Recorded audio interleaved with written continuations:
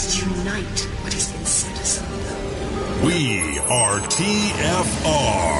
Truth Frequency Radio.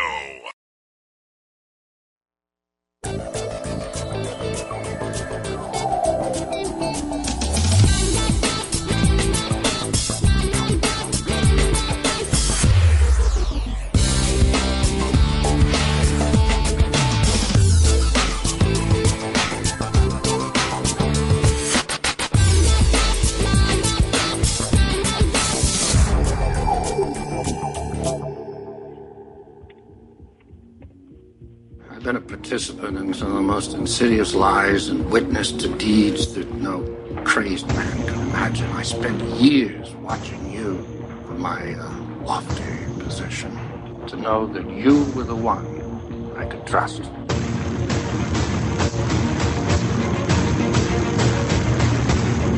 And why did you lie to me? There still exist some secrets which should remain secret. Truths that people are just not ready to know. Who are you to decide that? The world's reaction to such knowledge would be far too dangerous. Dangerous? You mean in the sense of outrage? Like the reaction to the Kennedy assassination, or MIAs, or radiation experiments on terminal patients. Watergate, Iran-Contra, Roswell, the Tuskegee experiments. Where will it end? You want answers? I think I'm entitled. You want answers? I want the truth! You can't handle the truth! Get out! For what? You'll kill me? Always remember, dissension's the greatest form of patriotism. The very word secrecy is repugnant in a free and open society. And we are, as a people, inherently and historically opposed to secret societies. We have before us the opportunity to forge a new world order. Yes, we can. If you think. Let us never tolerate outrageous conspiracy theories. The lives most convincingly hidden between two truths. I guess it won't end. No! I don't have time for this. This is about saving the future of humanity. We know things are bad, worse than bad. We know the air is unfit to breathe and our food is unfit to eat. I don't want you to protest. I don't want you to write to your congressman because I wouldn't know what to tell you to write. I don't know what to do about the depression and the inflation and the crime in the street. All I know is that first, you've got to get mad. The line must be drawn here. This far, no farther. I want you to get up right now. Go to your windows, open them, and stick your head out and yell, I'm a human being. My life has value, and I'm not going to take this anymore. You shall not pass! You're listening to the Revolutionary Radio Project with your host, Rob Skiba.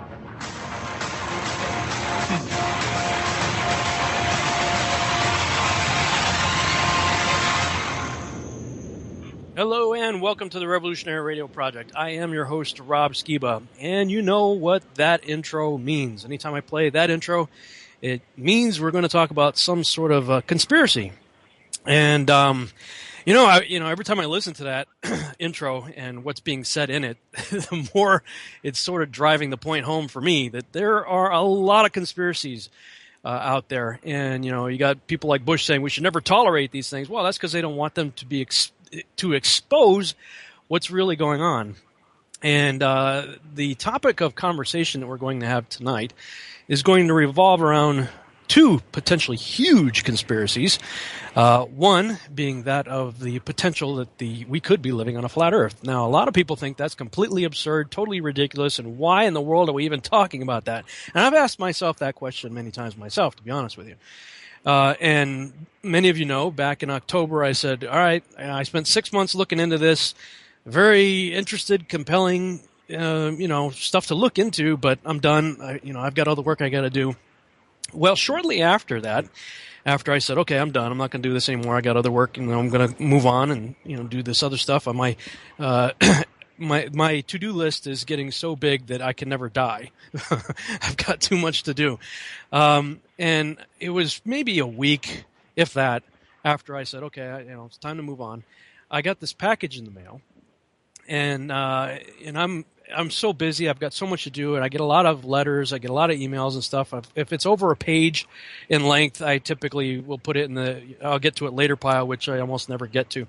Well, this guy called me, happened to catch me at an opportune time when I'm in the car, and that's the only time I take or make phone calls is when I'm driving 15 minutes to my office and 15 minutes home.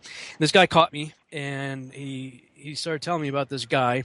The name sounded familiar, but I couldn't put it together, and it turned out to be the name of the guy who sent me this really thick package in the mail. And his name is Andrew Hoy.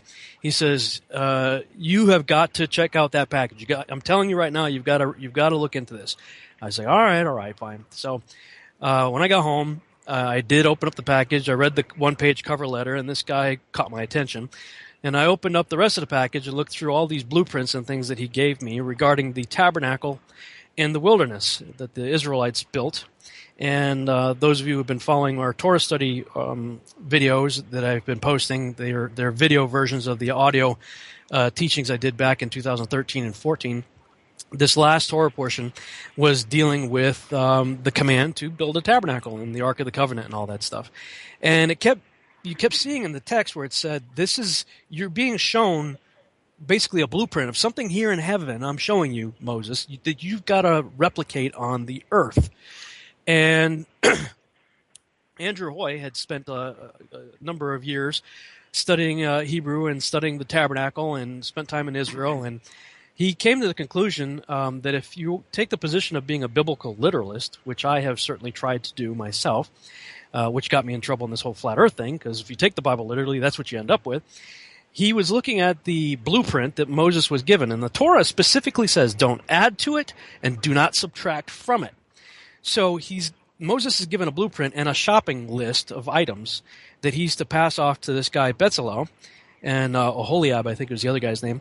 And these guys are supposed to build this according to the specs that were given to Moses after being shown something in heaven. And what this guy, Andrew, realized, as he and his father, I guess, have a structural engineering background, is that one of the least supported structures you could possibly build, especially mobile, in the wilderness, certainly, would be a box or a rectangle, which is what everybody's always seen the tabernacle described as. And he realized that the reason why everybody comes to this conclusion regarding the tabernacle is if you look at the curtains and the way the curtains are described, it says connect them at the ends. Well, everybody assumes that you're connecting them at the long end. It's sort of a long rectangular band of cloth, and everybody's connecting them at the long ends, and that's what you end up with as a box. But in order to keep that box supported, you've got to add a whole bunch of things to the shopping list that were not in the original itemized list that Moses was given. You have to add extra rope, extra pegs, extra poles, all kinds of stuff to keep that thing steady and standing firmly. And so Andrew thought, well, what if I turn these and connect the curtains at the short end? And when he did that, he ended up with a big circle with a dome-shaped tent over it. And he wasn't a flat earther. He wasn't looking at a flat earth or any of that stuff. It was like the farthest thing from his mind.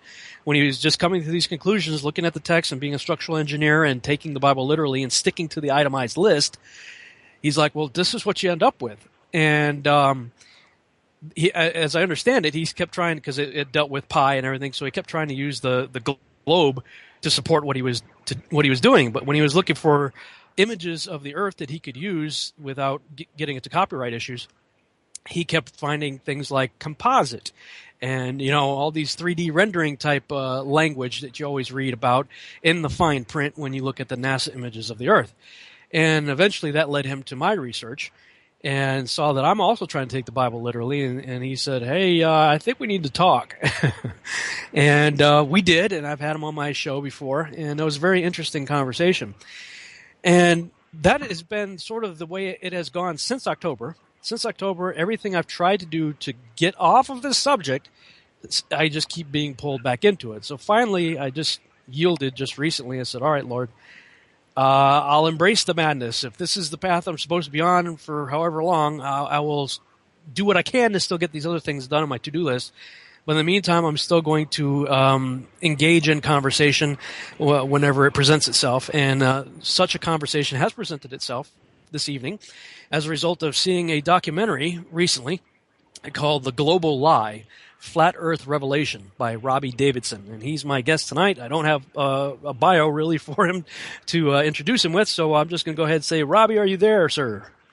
I'm here, and thank you very much for having me on, Rob. I've been a huge fan of your work. I think even just going back into the fallen angels and the Genesis 6 account, and then into your, recent revelation and, research on, what we're on and what is truth. And that whole journey, with testingtheglobe.com has been just an invaluable resource for myself and countless others. And you, among other people, in biblical research and just looking for truth, it's been such a blessing. So thank you very much for having me on, and I really appreciate being here. Yeah, absolutely. Thank you. And the other thing we're going to talk about, maybe later in the broadcast or maybe throughout the broadcast, we'll see how it goes, is what could be another conspiracy. And I know this is something near and dear to your heart as well, and that being the what is put forward in the documentary, The Principle, which basically demolishes the Copernican principle, which all of our modern science is based on. So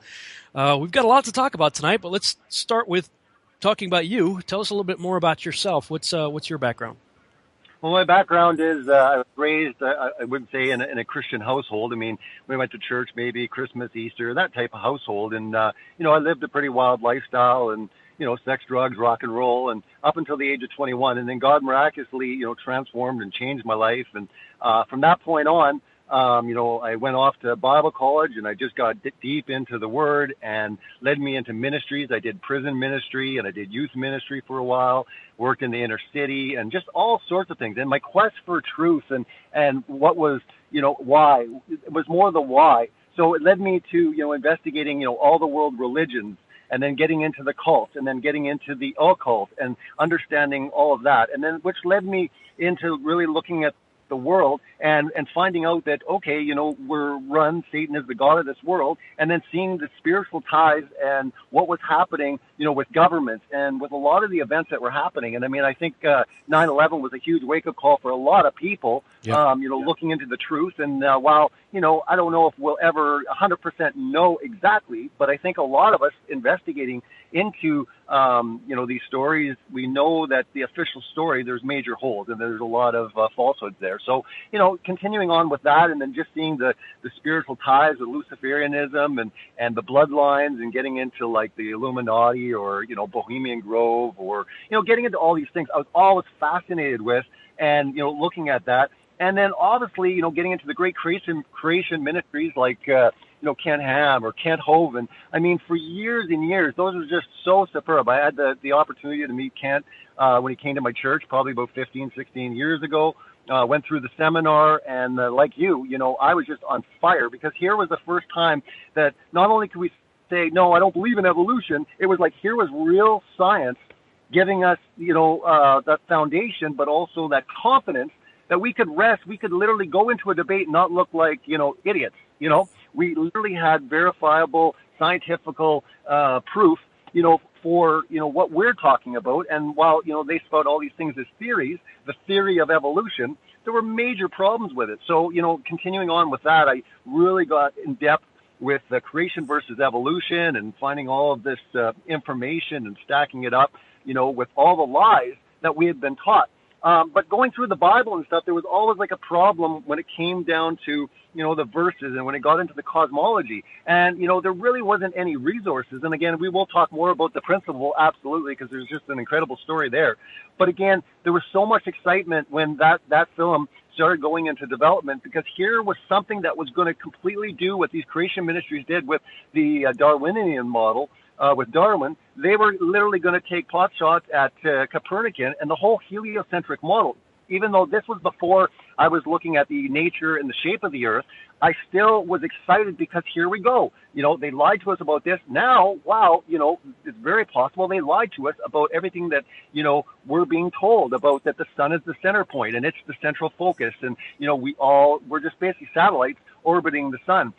So to me, I was really excited about that. But like I said, it was about 8-9 months ago when, I was reading verses in the Bible. And quite honestly, I actually came to a video on YouTube where they were making fun of, the flat earth or whatever, what the Bible describes. But I'm looking at it and I'm like, yeah, but that's what the Bible says. And I mean, if we're going to be Bible literalists and we're going to take like literal young earth or 6-day creation, or we're not going to buy into the millions and billions of years or all these sort of things, we're actually going to look at the Bible with its timeline and take that literally or at face value. Then, well, what about these other verses, these really problematic verses when it came to, like, when Christ comes in the clouds, every eye will see him, or when in Daniel where the tree would grow up so high that it would be seen by every end of the earth. These were really big issues on a ball. But anyway, started looking into it, and then I just started my search, and I came actually across, just like yourself, the whole Mark Sargent, Flat Earth Clues, and, being kind of conspiratorial and looking into, these puzzle pieces and going, well, that's really peculiar. Why is it we have no real verified photographs of the Earth from space? I was always, and I always explain this to a lot of people, but I always was very skeptical. I didn't believe in the moon landing. Yeah. And in my circle, people would look at me as, way out there because, oh, this guy, he doesn't believe in the moon. But again, it was very easy for me to start believing in all the lies of NASA when I believed they lied about, the big achievement of mankind landing on the moon, how many times? 12 times there and back, 6 times or whatever. And then since then, they've been, 300 miles? And then they'll say, well, we don't need to go back to the moon because we've already been there. But again, no other country's been there. It's almost been 50 years. And then, just lie after lie. So again, to me, when I got into this and I started researching this, this was the first time. I've always been passionate. I've been outspoken when it came to, what I've discovered, whether it was the lies in the world or whether it was, in the spiritual, when it was biblical. And I've always kind of wanted to, maybe do something, but it wasn't until this, when I understood that really they have lied to us about the entire universe, that I was like, you know what, I'm putting my name out there. I'm going to set up, I'm going on YouTube, and I'm going to start putting videos. I'm going to start speaking out on this because this is such a huge, huge lie. And I look at it like everything. It's like the umbrella lie. Everything falls under that because if we don't have the Big Bang, heliocentric, Copernican universe, well, we don't have, evolution. We don't have ancient aliens. We don't have, global warming. There's a lot of problems. A lot of the things that they're trying to push, all fall to pieces. So to me, it was just a very exciting time to say I'm going to get out there. And again, I'm like you, where I'm on the quest for truth. I mean, I'm looking at where all the evidence supports it. I'm looking at it. The Bible is number one authority. It's 100% infallible. That's the way I look at it. And that's the way I'm going to take it. So, as it says, put your trust in God, not in man. So that's kind of what I'm doing. But I'm definitely looking at the senses that God gave us and looking and exposing the lies of what the world has taught us. Yeah. Now, I just want to say up front here and be as clear as I possibly can be that the producers and people who are involved with the movie The Principle are not flat earthers, okay? The people who made that movie are not flat earthers. That was not their agenda. That's not what they're about. However, if what they have shown, and I believe I would just say have proven, is in fact true, that this place is not rotating, it's not spinning, it's not orbiting. This place is stationary, and it's a geocentric model as opposed to a heliocentric model. Then we basically got to start all over again anyway. I mean, we've got to scrap literally everything that we have been taught.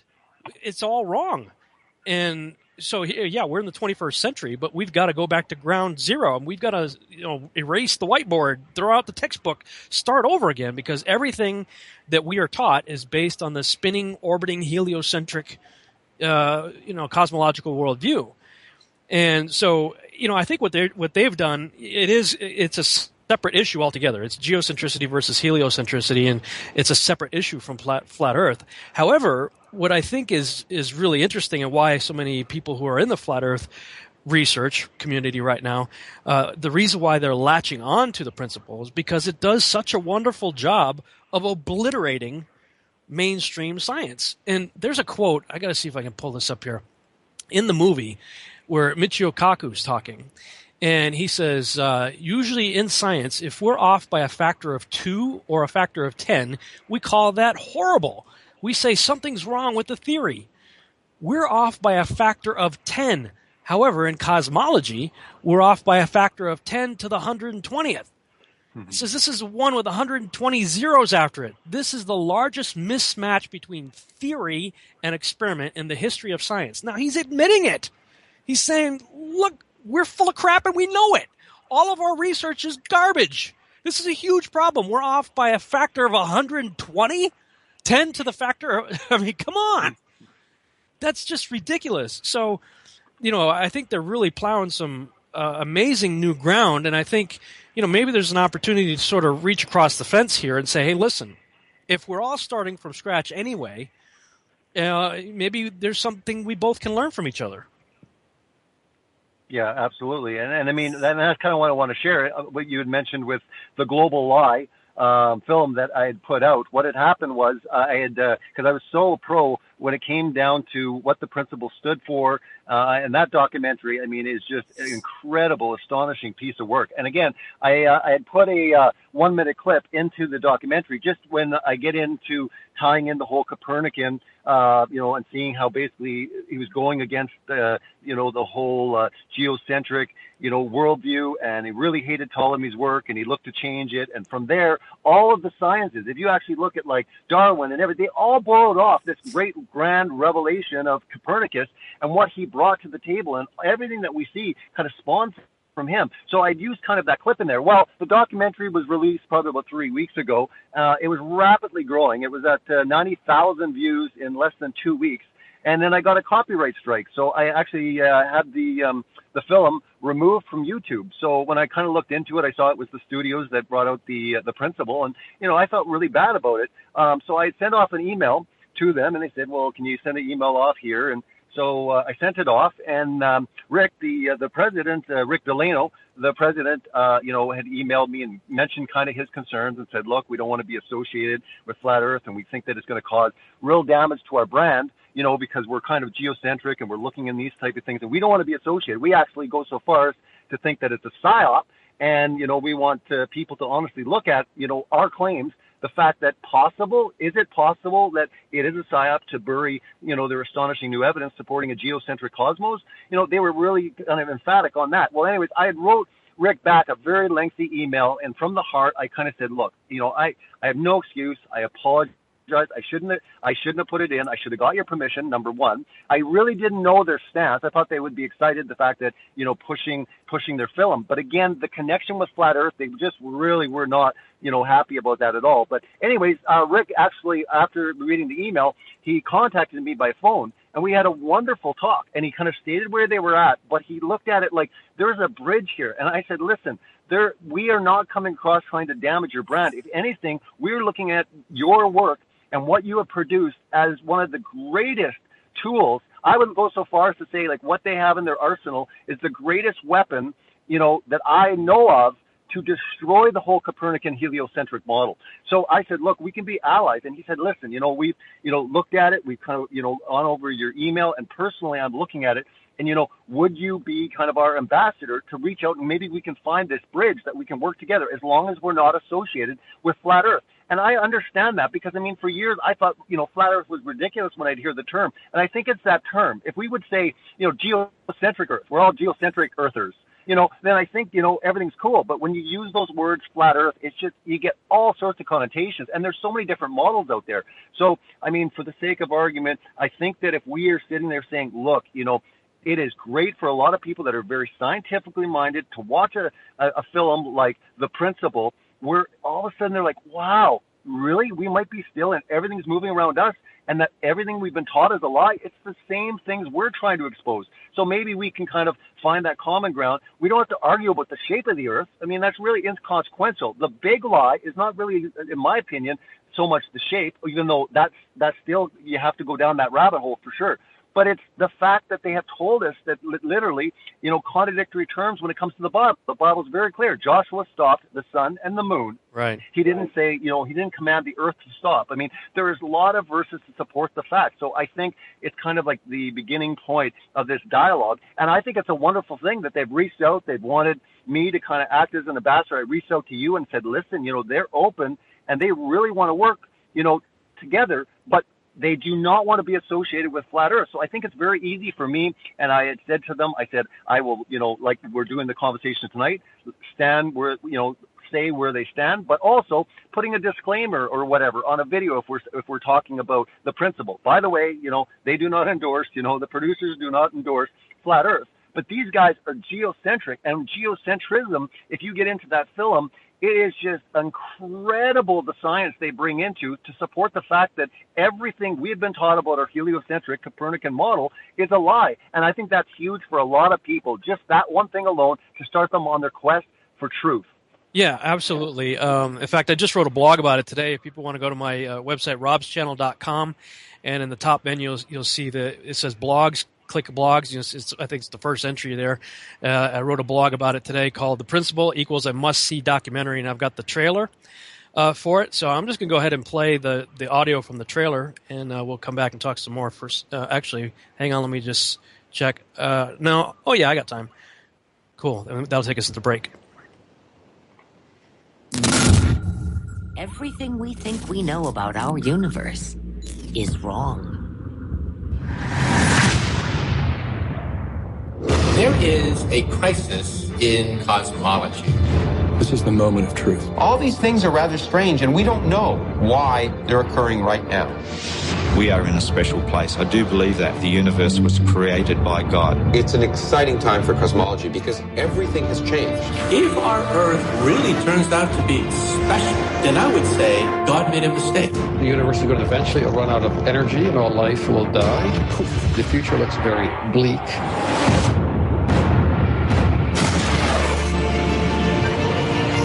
It's a strange time in cosmology because we don't understand nothing. Whole universes could come from nothing. Whoa, what is going on here? It turns out nothing. And it looks like I'm going to go to break right now. The countdown is coming. There it is. Come back.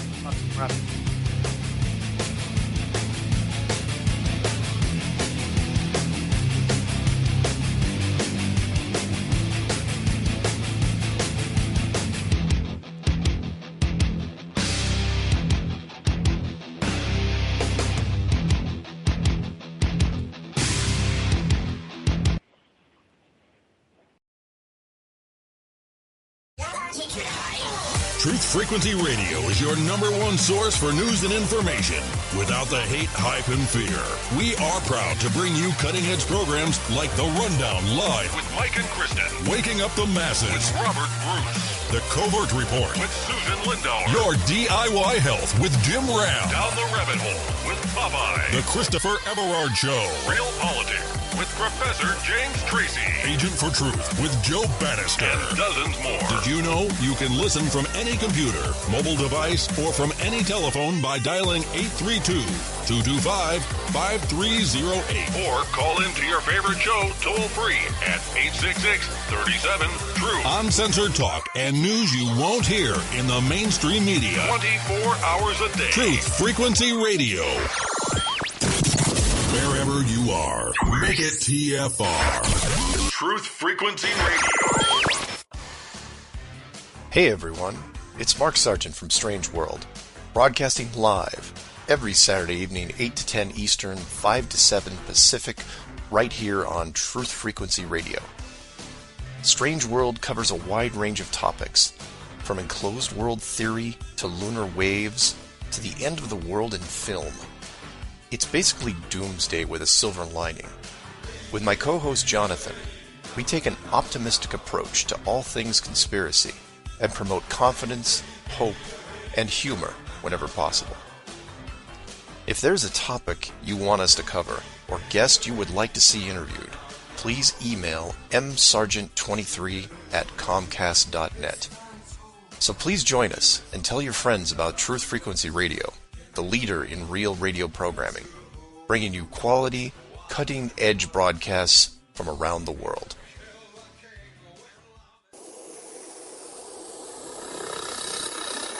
Visualize and implement a hologram of unconditional love above your head. This is a holographic sphere with the flower of life pattern infinitely expanding inwardly to infinity. The all-new Sacred Geometry Shop has arrived, featuring 8 of the world's most renowned sacred geometry and visionary artists. The mission of SGS is to embed sacred geometry art, frequencies, and equations into all conventional products in order to raise the vibration and help heal one's own individual life. Products include art, canvas prints, skateboards, Galaxy and iPhone cases, clothing, hats, jewelry, home decor, yoga mats, and a new sacred geometry skincare line. Enter the word STARSEED for an additional 25% discount. Log on today to sacredgeometryshop.com and feel the vibration.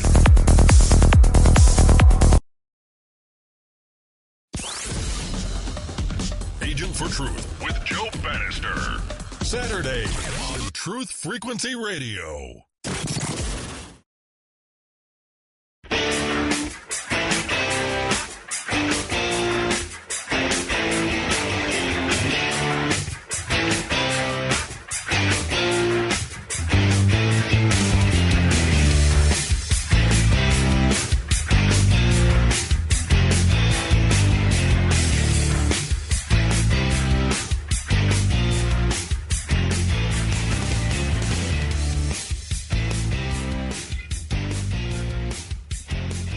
And we're back on the Revolutionary Radio Project. I am your host, Rob Skiba, and tonight I'm talking with my guest, Robbie Davidson. And we're talking about his film, The Global Lie, Flat Earth Revelation, and we're also talking about the movie The Principle. And I apologize, before my screen hadn't refreshed, and it was deceiving me on the time that I had left, so that video got cut off, but I'd like to play it anyway, so I'm going to play it again here. It's only 2 minutes, so here's the audio from the trailer for The Principle.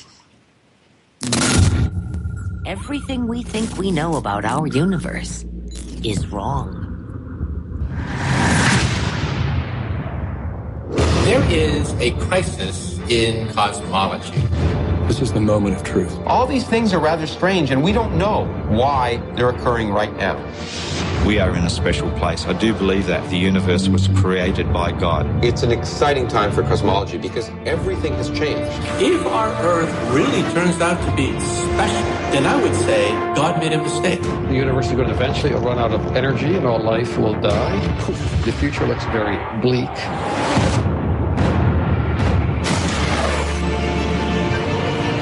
It's a strange time in cosmology because we don't understand nothing.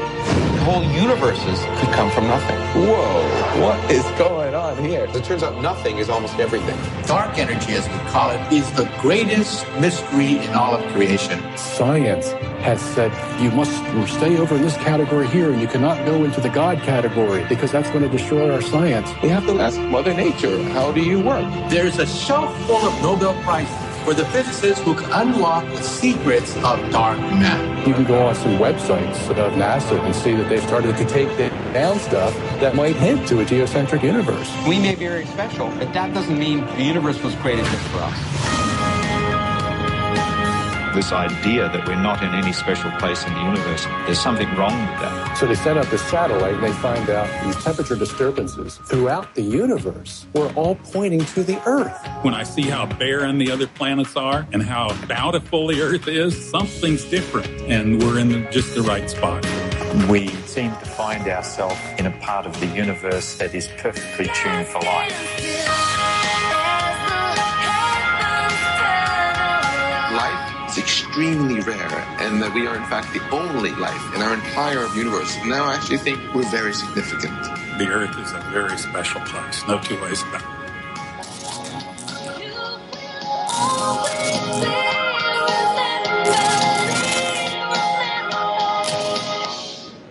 I just noticed something I didn't catch before. The last part of that trailer, and again, if you want to check that out, go to my website, robschannel.com, and in the main menu, you click on blogs, and the first link there, you'll see The Principle equals a must-see documentary, and I've written a little bit of a editorial on it, and you can check it out there. But at the end of the video, they have an image of the Earth, and the Earth is sort of rotating there as a ball, but it's the same CG ball that like every videographer is using right now. And this is one of the things that early in my investigations that caught my eye is when I was looking at the so-called blue marbles that NASA was putting out, most notably the one when you bought an iPhone or an iPad, it was the background screen. It was by default the background screen when you bought an iPhone or iPad. And that one was from, I believe, 2002, if I'm not mistaken. Well, it has a very distinct set of cloud formations. one of them in particular is this sort of backward C with a long tail, and it's just off the coast of, I believe, either Massachusetts or maybe a little higher up Maine, Nova Scotia area or something. But it's just off the East Coast. It's this backward C with a long tail on it. Well, and that's the same Earth that they just showed in the trailer for The Principal. And I kept seeing it over and over again. I'm like, why does this look so familiar? And now that my eyes are open to it, I'm seeing it everywhere. And I just watched the last episode of The X-Files. It was out a couple days ago. And at the very end of that one, Scully and Mulder are talking, and they did a zoom out. It was like an aerial shot looking down on the two of them talking, and it does a quick zoom out up into the clouds, all the way up into space, so you can see the whole Earth. And it's the same Earth. They've got the same cloud formation. And I paused the video. I'm freaking out. We're laying in bed, and I said, "Honey, check it out. Look." And I pulled up my website, pulled up the imagery that I had of the blue marble that had that very specific cloud formation. And I showed her that picture, and I showed her the one that was paused on the TV screen from the X-Files using the same Earth. It's all fake CGI Earths that even NASA is using. That's the kind of stuff that got me into this whole flat Earth thing, is because I wanted to be an astronaut. My whole life, I was obsessed with space. Had telescopes when I was a kid, 150 power, and then I got a 300 power. I had the plates where you could look at the sun and everything. I mean, I was really into this stuff. I had this little slide wheel where I could go out at night, and depending on the time of the year, I could just dial it in what it is, and it would tell me exactly through a little window what the stars were. And I used to be able to point to them and tell them, oh, that's this and that's that. I can't do it anymore. But I was obsessed with that stuff. But then when I started to look into it, especially images of the Earth, I kept seeing CG and composite and all this other stuff saying, wait, this isn't real. And that's what hooked me initially. But then it got even worse when I decided, and this was what I should have done first, but when I consulted the scriptures. And as a Bible-believing Christian who has really built my whole ministry on saying that it is my source for truth and I can take it literally, well, when I did that, you cannot in any way get a spinning heliocentric ball. Now, I think The Principal does an amazing job of showing that it isn't spinning and it's not heliocentric, but they're still depicting it as a ball. So, when it comes to scriptures, you can't get a ball out of it either. So that's how I got into it. What was, you talked about all the conspiracies and things that kind of open your mind, and I found a lot of people, sort of the gateway into this mode of thinking is waking up to 9/11. Once that sort of kicks the door open to the rabbit hole, all kinds of other things pop up. So you become open to the idea that, a lot of people are lying to us, so you don't have as much cognitive dissonance to overcome, perhaps, than others might have. But what was it specifically? What was it that hooked you into going that direction? Like my direction with starting up my channel? Well, all of it. What made you just dive right in to flat Earth research? Now, I have said I'm a zetetic agnostic. Yes. That I'm still questioning this. Now, would you say you are still questioning, or would you say you're already a convert? Oh, no, I would say that I'd be a convert for sure. And the people have asked me, before, they're just like, if you had so much compelling evidence to support scientifically that you're wrong, are you so ingrained that you wouldn't change your stance? And I'm saying, I'm on the quest for truth. And when it comes down to, an empirical scientific, experiment, and that's the problem. I mean, they're doing all of these curvature tests all over the world. I mean, You have problems with the horizon, no matter how high you go in altitude, the horizon always stays at eye level, right? So again, I'm looking at this very critically, because I say to a lot of people, I say, don't think for 1 minute that I'm getting into flat Earth to become popular. If anything, I'm being ridiculed. I'm getting more attacked. I've never seen something that drives people so crazy as this topic. And I think it is flat Earth. I think that there's been a programming in place that, anyone that even believes that it's flat, of course they got to be the biggest morons, So I think there's been a lot of programming. So, and I know that it is what it is. But again, if we were, geocentric earthers, or we were whatever, domers or whatever, I think that's one of those things. Because I know even with the, and I'll finish the conversation when it came to The Principal, when I was talking with Rick, and he was explaining these sort of things, one of his biggest issues, is, and he was saying, quite frankly, he's like, look, listen, when it comes down to the North Pole star, it cannot be seen south of the equator. And he's saying that 100% is the proof to support the fact that there's no possible way that we could be on a flat Earth. So, and I know that there's people that are looking into it, and I know that you've got some, ideas on that. But again, I think that, there's that one thing. But when you look at the stack of evidence, I mean, the 200 proofs for a flat Earth, or you just look at the mounds of stuff that's coming up. But again, in this conversation, I think that we look at the importance of the whole geocentric, universe or whatever, how that's constructed, because again, this is where the lie is in place. And I think when you're looking at all these things and you're saying, okay, fine, why would they lie? But if you understand this is an agenda, and anything that is contradictory to, their agenda or their theories, they hide it, they make up stuff. There's no way that they can recant and go back, because everything is a part of an agenda, and that kind of stems into the big picture here. Because again, really, if you think about why, what's the purpose of lying? But the big thing is to smash the credibility of the Bible and really to create an atheistic worldview. Because when you're a speck, in some, incredible, like, galaxies among, nothingness, you're insignificant. And I think the principal has done a great job of that, saying, I am significant. And we are significant. When you look at any research, whether you look at geocentricity or you look into that the Earth is special and it's shaped, in my opinion, it is completely different from everything that we see in the sky. The idea that they made the Earth into a planet, a spinning ball like everything else up in the sky, they say, I think it just kind of made it even more insignificant, because really we are the pinnacle of God's creation, and that everything in the sky was created for us. And he says they're lights. So, I know this is getting into, what exactly are they and what are they? And we're on this quest for truth. And I think that's encouraging for anyone that's on this, is saying, look, there's agendas in place, and they have lied to us. When you uncover the fact they've lied, so like you said at the beginning of the program, I mean, we are starting from scratch. We are literally going back and we're saying, okay, we know the lies. We know that there is a very spiritual nature to this agenda that's in place, for millennia. I mean, it's been in place for centuries. I mean, Satan works very gradually. He's very patient. He works over a long period of time. It's like a gradual way, and he needs to put all these things in place to bring, and in my opinion, the great deception that's going to come into the earth that will deceive, the entire earth, if that were possible, when it comes to the elect. But so I was looking at all these things and saying that is why I created the channel Celebrate Truth on YouTube, is because, this was something that was so huge. It was bigger than even the evolutionary lie, or this was our entire existence. It was everything that we had been taught. And from an early age, we're all, we all spin that globe. We see our little solar system. We all get taught that, the sun is the focal point. And in all my research, you got Rome, you got Greece, you got Egypt. The sun has always been the focal point, and it's been a very spiritual force, giving the sun the significance. And really, I'm looking at it right now that we are in a modern scientific, heliocentric sun worship age.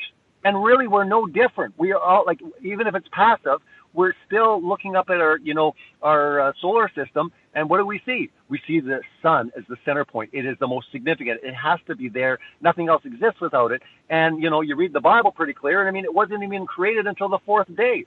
The earth doesn't even need it, in the sense of that. So I just think that when you're looking at the Bible, as full authority, as the infallible word of God, but then you're also looking at real true science. I think the big thing sometimes people think with flat earth or for geocentric or whatever you want to look at is they think, oh, you guys are just anti-science. You hate science. We love science. For the most part, I don't know anyone in any of these movements that are saying we do not like science. We don't like the hijacking of science. We don't like the scientism, as people will coin. But again, it's the empirical. What true science is doing an experiment that is repeatable, testable, is observable. Multiple people can do it and come to the same conclusions. And science in the beginning was all about questioning and coming up with new things. And it's got to a point now where it's like, no, the debate's over. We've already settled it. This is exactly fact. And it's like, it's not fact. And the debate is open. And that's what's having them running scared right now. Yeah, you really hit on a few things that I want to address, because there's a huge difference between zetetic science, which is proceeding with inquiry and investigation, as you said, empirical evidence testing, versus theoretical science, which is almost all of science today seems like it's all based on theory that they try to pass off as fact. And the only way they can even make their theories work, you heard Michio Kaku. He said, we're off in cosmology. We're off by, a factor of 10 with 120 zeros. is to create all kinds of ad hoc theories like dark matter and dark, energy and all this stuff to make their theories work. But when you go out there and actually do practical experimentation, and this is where I would say, if you're a Christian and you say you believe your Bible, okay, start there. Read your Bible first. Start there. But if you actually want to do some zetetic experimentation, you need to get 3 books. You need to get Zetetic Astronomy by Dr. Samuel Robotham, and that was written, was it 1865, I believe. And you need to get 100 Proofs, Earth's Not a Globe by William Carpenter, and Terra Firma, The Earth Not a Planet, Proof from Scripture, Reason, and Fact by David Wardlaw Scott. Now, the first 2, Zetetic Astronomy and 100 Proofs were written in the 1865 and 1885, respectively. Terra Firma was written in 1901.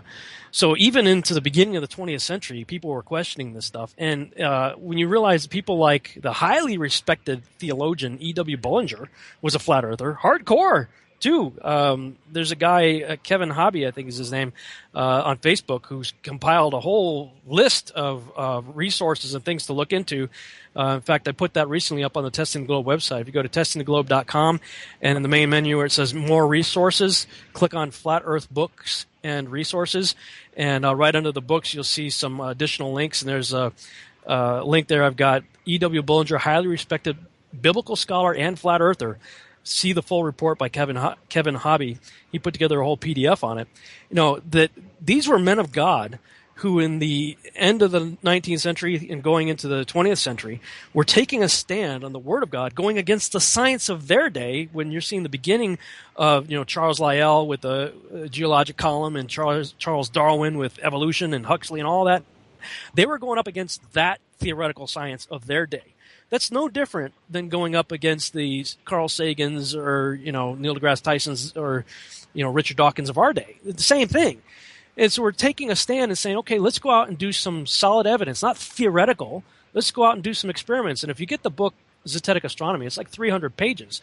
These are all practical exercises that this guy did in the 1800s, which means we can do the same things today and do it even better with the equipment and technology that we have, and we don't have to rely on NASA, the government, or the military for the results. We can receive primary source information as opposed to secondary or third source information. And the big one for me, and I know you were talking about the producers and stuff from the principals saying, the movement of the stars in the southern hemisphere, and others will say the 24-hour sun in Antarctica is slam dunk proof against the flat Earth. No, it isn't. All you're proving is that we don't know what the sun and the stars are doing. That doesn't have anything to do with the shape of the Earth. So if we just focus on the Earth alone, the slam dunk, in my opinion, and this is one of the things that's really kind of held sway over me in the direction of the flat Earth in my research, is what you mentioned earlier. The fact, this is a fact, that you can rise up in altitude and the horizon always rises to meet eye level. I just wrote something on Facebook. I said, no diehard believer in the ball Earth can explain why the horizon always, I can't stress that enough, always rises to eye level as you go up in altitude, even well above 130,000 feet. This simply is not possible on a ball, and I would challenge anyone here to show empirical evidence. I don't want theories, ad hoc math. I don't want anything except empirical evidence, solid evidence that's provable and repeatable to dispute what I just said. Build a scientifically testable, repeatable model where you can rise up on the Y or the vertical axis and still see the horizon at eye level. I've been doing it, I'm telling you, for this last week. This is what the whole week, last week and into the last few days of this week that we just had. I've been working in 3D, trying to create a 3D model where I've got a camera set up and I've been shrinking the camera, expanding the ball, doing everything I can to try to recreate the conditions of the Earth and an observer on the Earth rising up on the Y-axis off the ball. And if you don't tilt the camera, which would be cheating, in other words, you keep the camera pointing in the X or Z axis direction, whichever way you're pointing it, and just simply rise up on the Y-axis straight up, the ball always recedes below and eventually disappears. Always. But that's not what happens. You can get in an airplane right now. Get in an airplane, fly up to 30,000 feet. That horizon is going to rise right up to your eye level. You can get send up a camera in a weather balloon to 130,000 feet, and it's going to rise with you.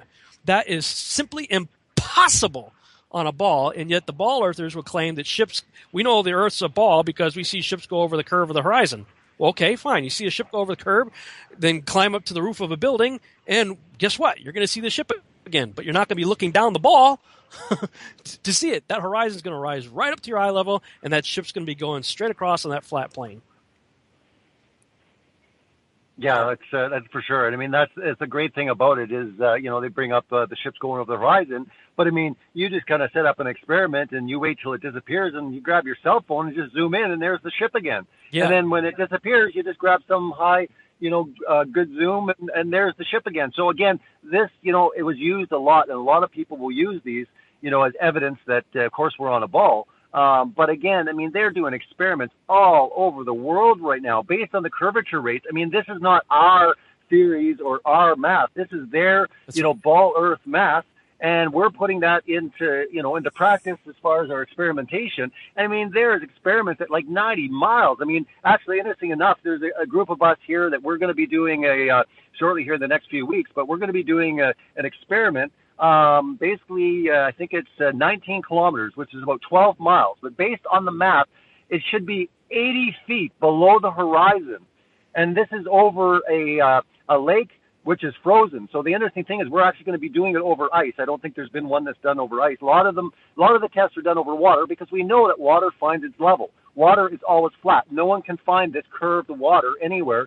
So again, this is the thing that we're doing, and we're all on this quest for truth, and we really are trying, to use real science because, again, we're not anti-science. I mean, we are anti-scientism and theories and all of this ad hominem. But again, when it comes to, real empirical, real true science, I mean, we're not. And again, I stress that a lot to people because a lot of people just think, oh, you just think all science is wrong and, you're right. And I'm like, no, I look at science, it's an incredibly great thing. But again, when they bring in, they have all their theories, theory of gravity, theory of evolution, theory of relativity, and then when you're watching the film, The Principle, which is an excellent expose, at destroying the whole heliocentric Copernican model. But again, all of these big, and I mean big, massive gaps that they have in their theory, well, instead of recanting and going back to scratch or whatever, they just fill it with dark matter and dark energy. I mean, it's like 80%. It's like, I don't know what the percentage is,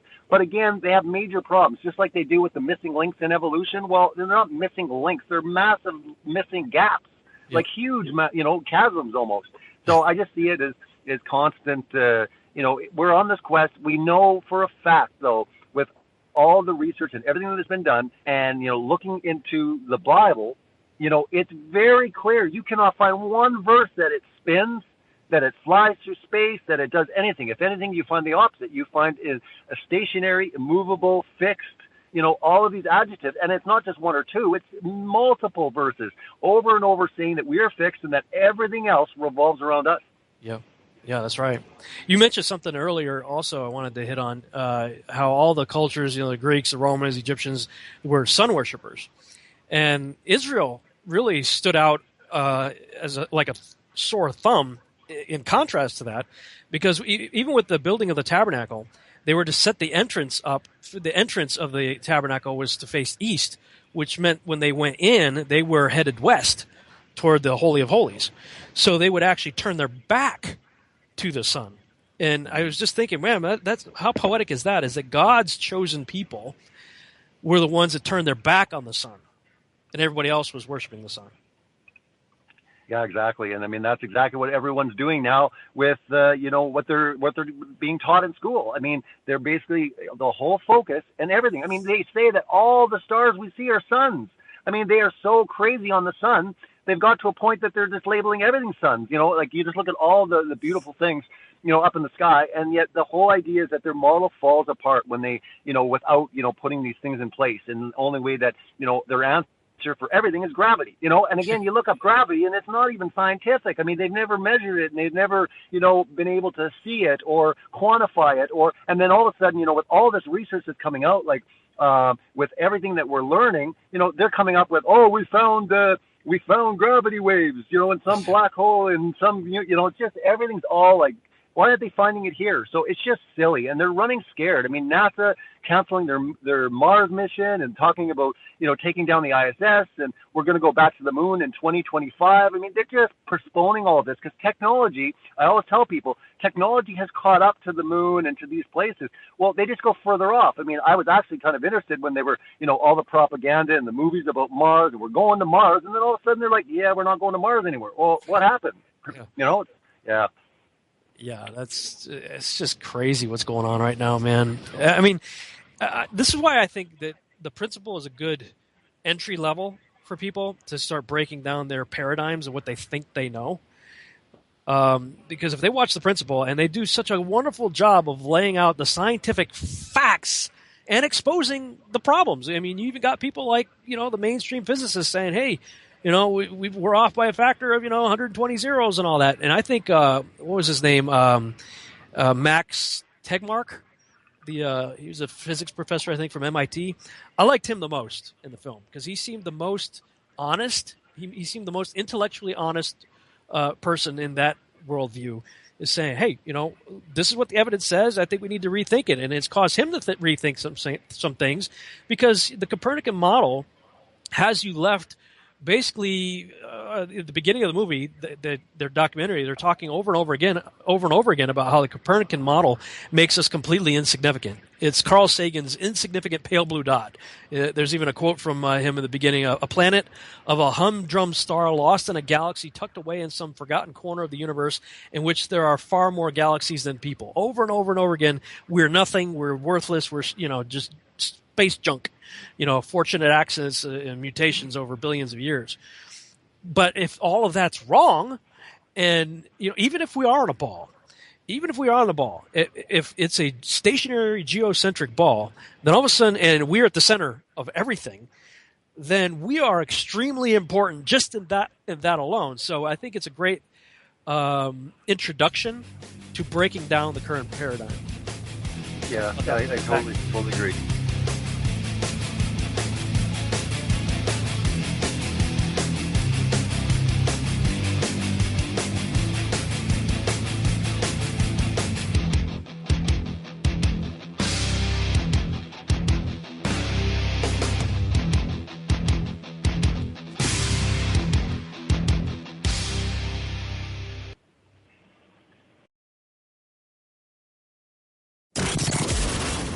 Attention. Do not attempt to adjust your radio. We are in control of it. It is no surprise to anyone listening to this broadcast that the alternative media has been controlled by corporate opportunists for the last decade. The truth you are seeking cannot be found with people who have agreed to use their talk network as a flea market. The mission to wake up humanity is far more important than the profits they hope to gain by diluting your consciousness. As such, you are tasked with shifting the paradigm and sending the message that the minds of independent thinkers like you can no longer be controlled. TFR is the only 100% listener-supported station and the last beacon of unadulterated truth. You too can become part of this media revolution by becoming a TFR supporter today to ensure that truth continues to prevail over corporate greed. Together, we are your protection from deception. Jacob Frank Leibovich is the mastermind behind a global network of satanic cults. He taught that the creator God was evil. Jacob Frank proclaimed himself as the true Messiah. He vowed never to tell the truth. He rejected every moral law and declared that the only way to a new society was through the total destruction of civilization. Murder, rape, incest, and the drinking of blood were perfectly acceptable actions and rituals. His followers established the Marxist system and have infiltrated Islam and Judaism. He was the Messiah of the Illuminati. EnigmaTV.com.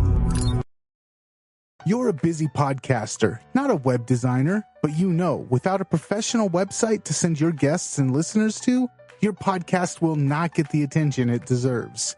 Having a great website is crucial to the success of your podcast, but it can also be a major headache, not to mention a drain on your wallet. You need a service that's easy to use, gives you a great website, and hosts your podcast files all in one place. You need BlastPod from Podcast Blastoff. Far from just another WordPress platform, BlastPod was built from the ground up by podcasters for podcasters.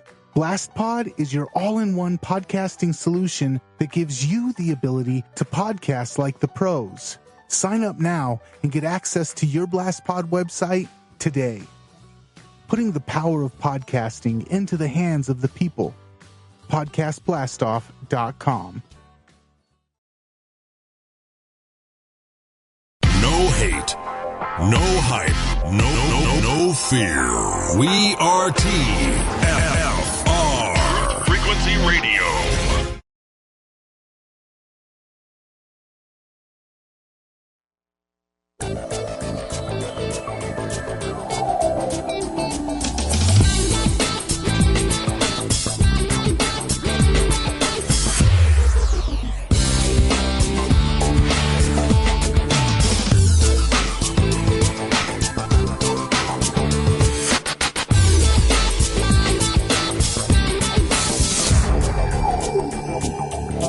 Back on the Revolutionary Radio Project. I'm your host, Rob Skiba. For the second hour, I'm talking with my guest, Robbie Davidson, and we're talking about his quest into this whole flat Earth research, as well as we've been talking about the documentary The Principle.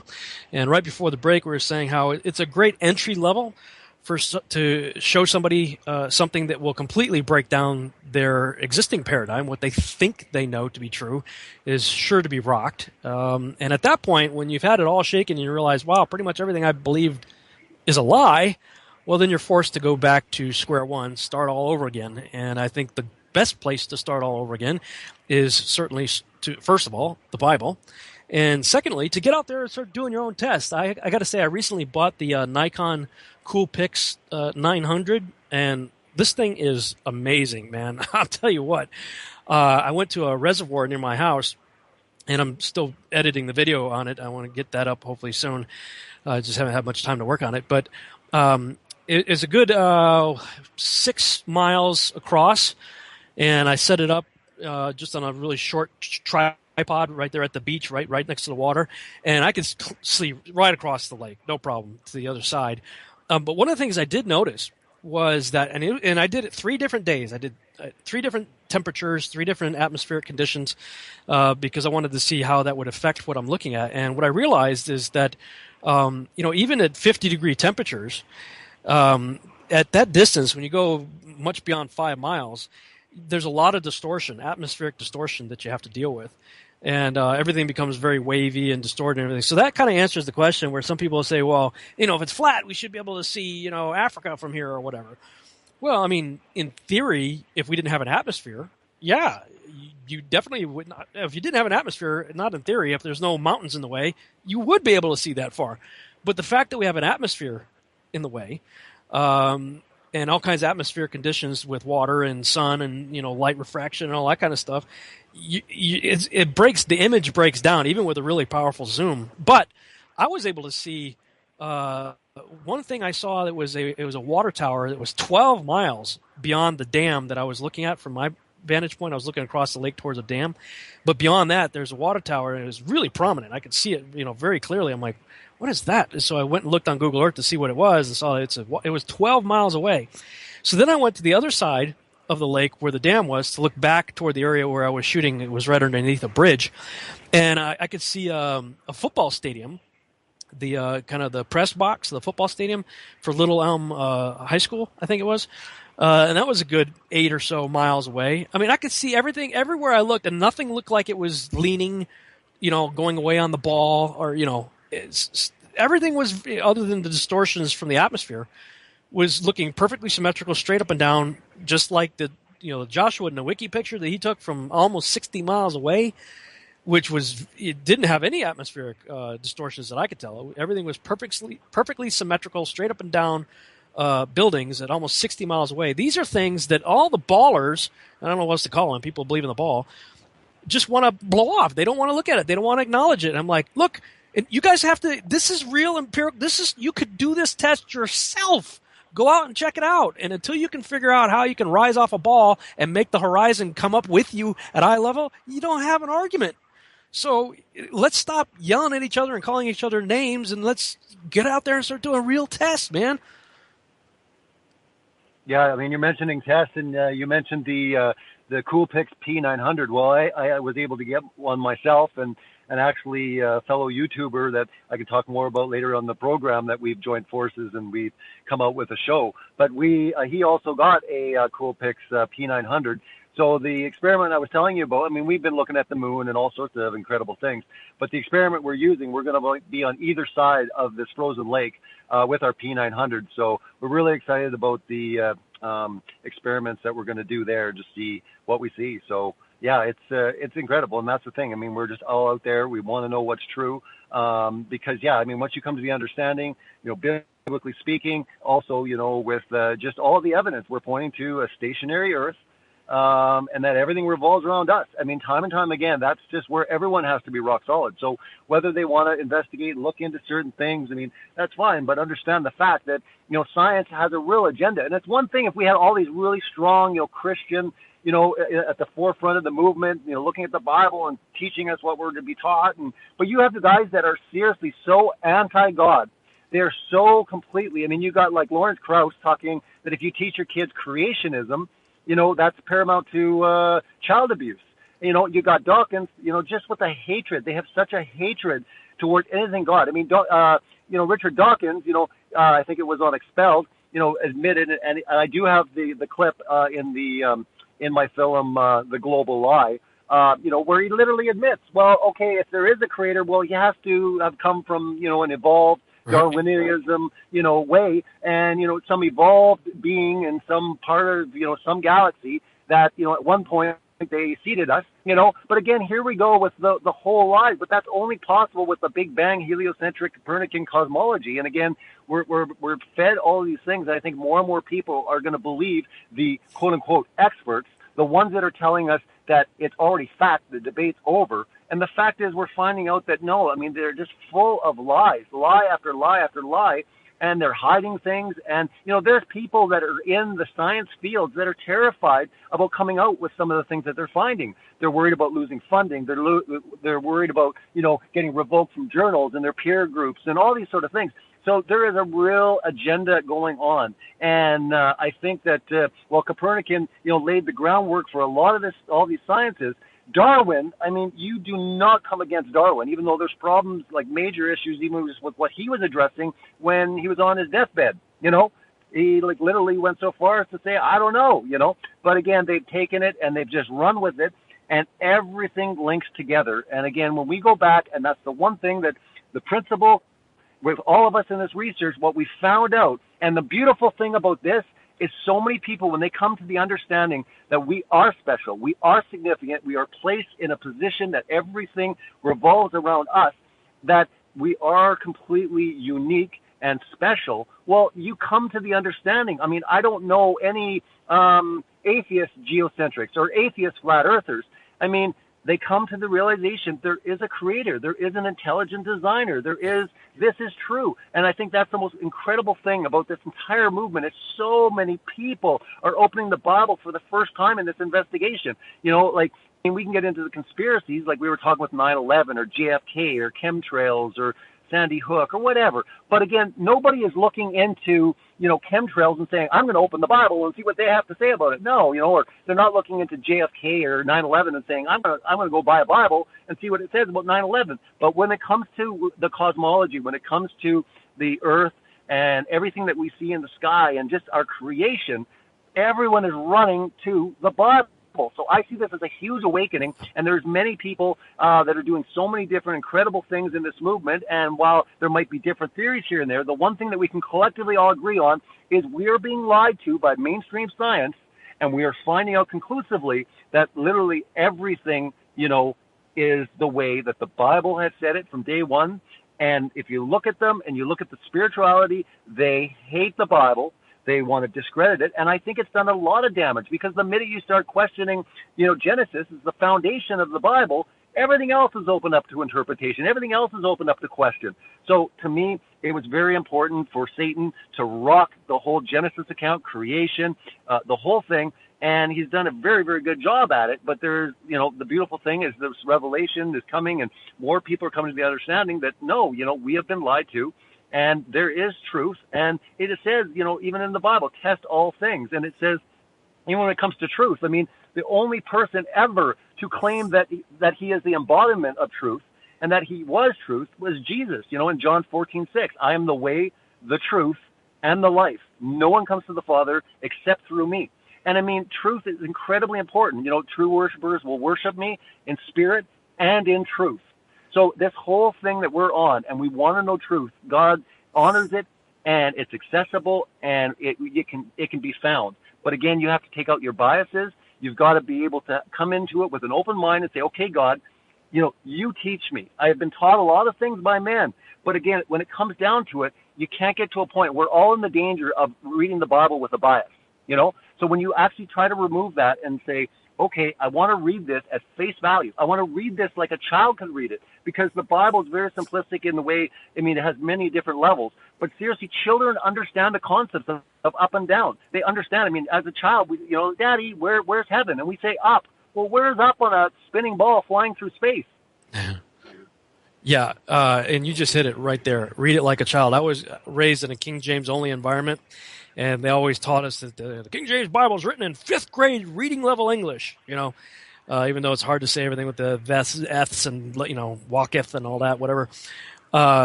It is written at the level that a child could come to it. And on my blog, testandglobe.com/bible.html, I put a whole bunch of scriptures there. And I said, look, just take all of your preconceived notions and put them aside, because we all come to the text with bias. Pretend you've never heard of a globe, don't know anything about a spinning ball, have never heard anything about it ever in your life, and just read these verses. And I separated them by verses that dealt with the heavens, verses that dealt with the earth, and verses that dealt with the sun, moon, and stars. And I said, just read them. Just put all your preconceived notions and biases aside and just read it and let it say what it says. You're not going to get a spinning ball out of it. A child or somebody who has never been exposed to the stuff that we've been exposed to since kindergarten, seeing the globe in the corner, somebody coming fresh to the text would never get a spinning heliocentric or even a ball, I would say, out of the text. You're going to end up with a circular, still flat earth set on pillars under a dome, within which, or let's say under a firmament. Some people get all wrapped around the axle about the word dome, but I just posted something on Facebook just recently from somebody had sent me something of megalithic symbols from megalithic art, Irish symbols from ancient megalithic structures, what it was. And there's an article, and I put a link there. People can check it out. Megalithic art, and they had a symbol there for the firmament. And guess what? It's a dome.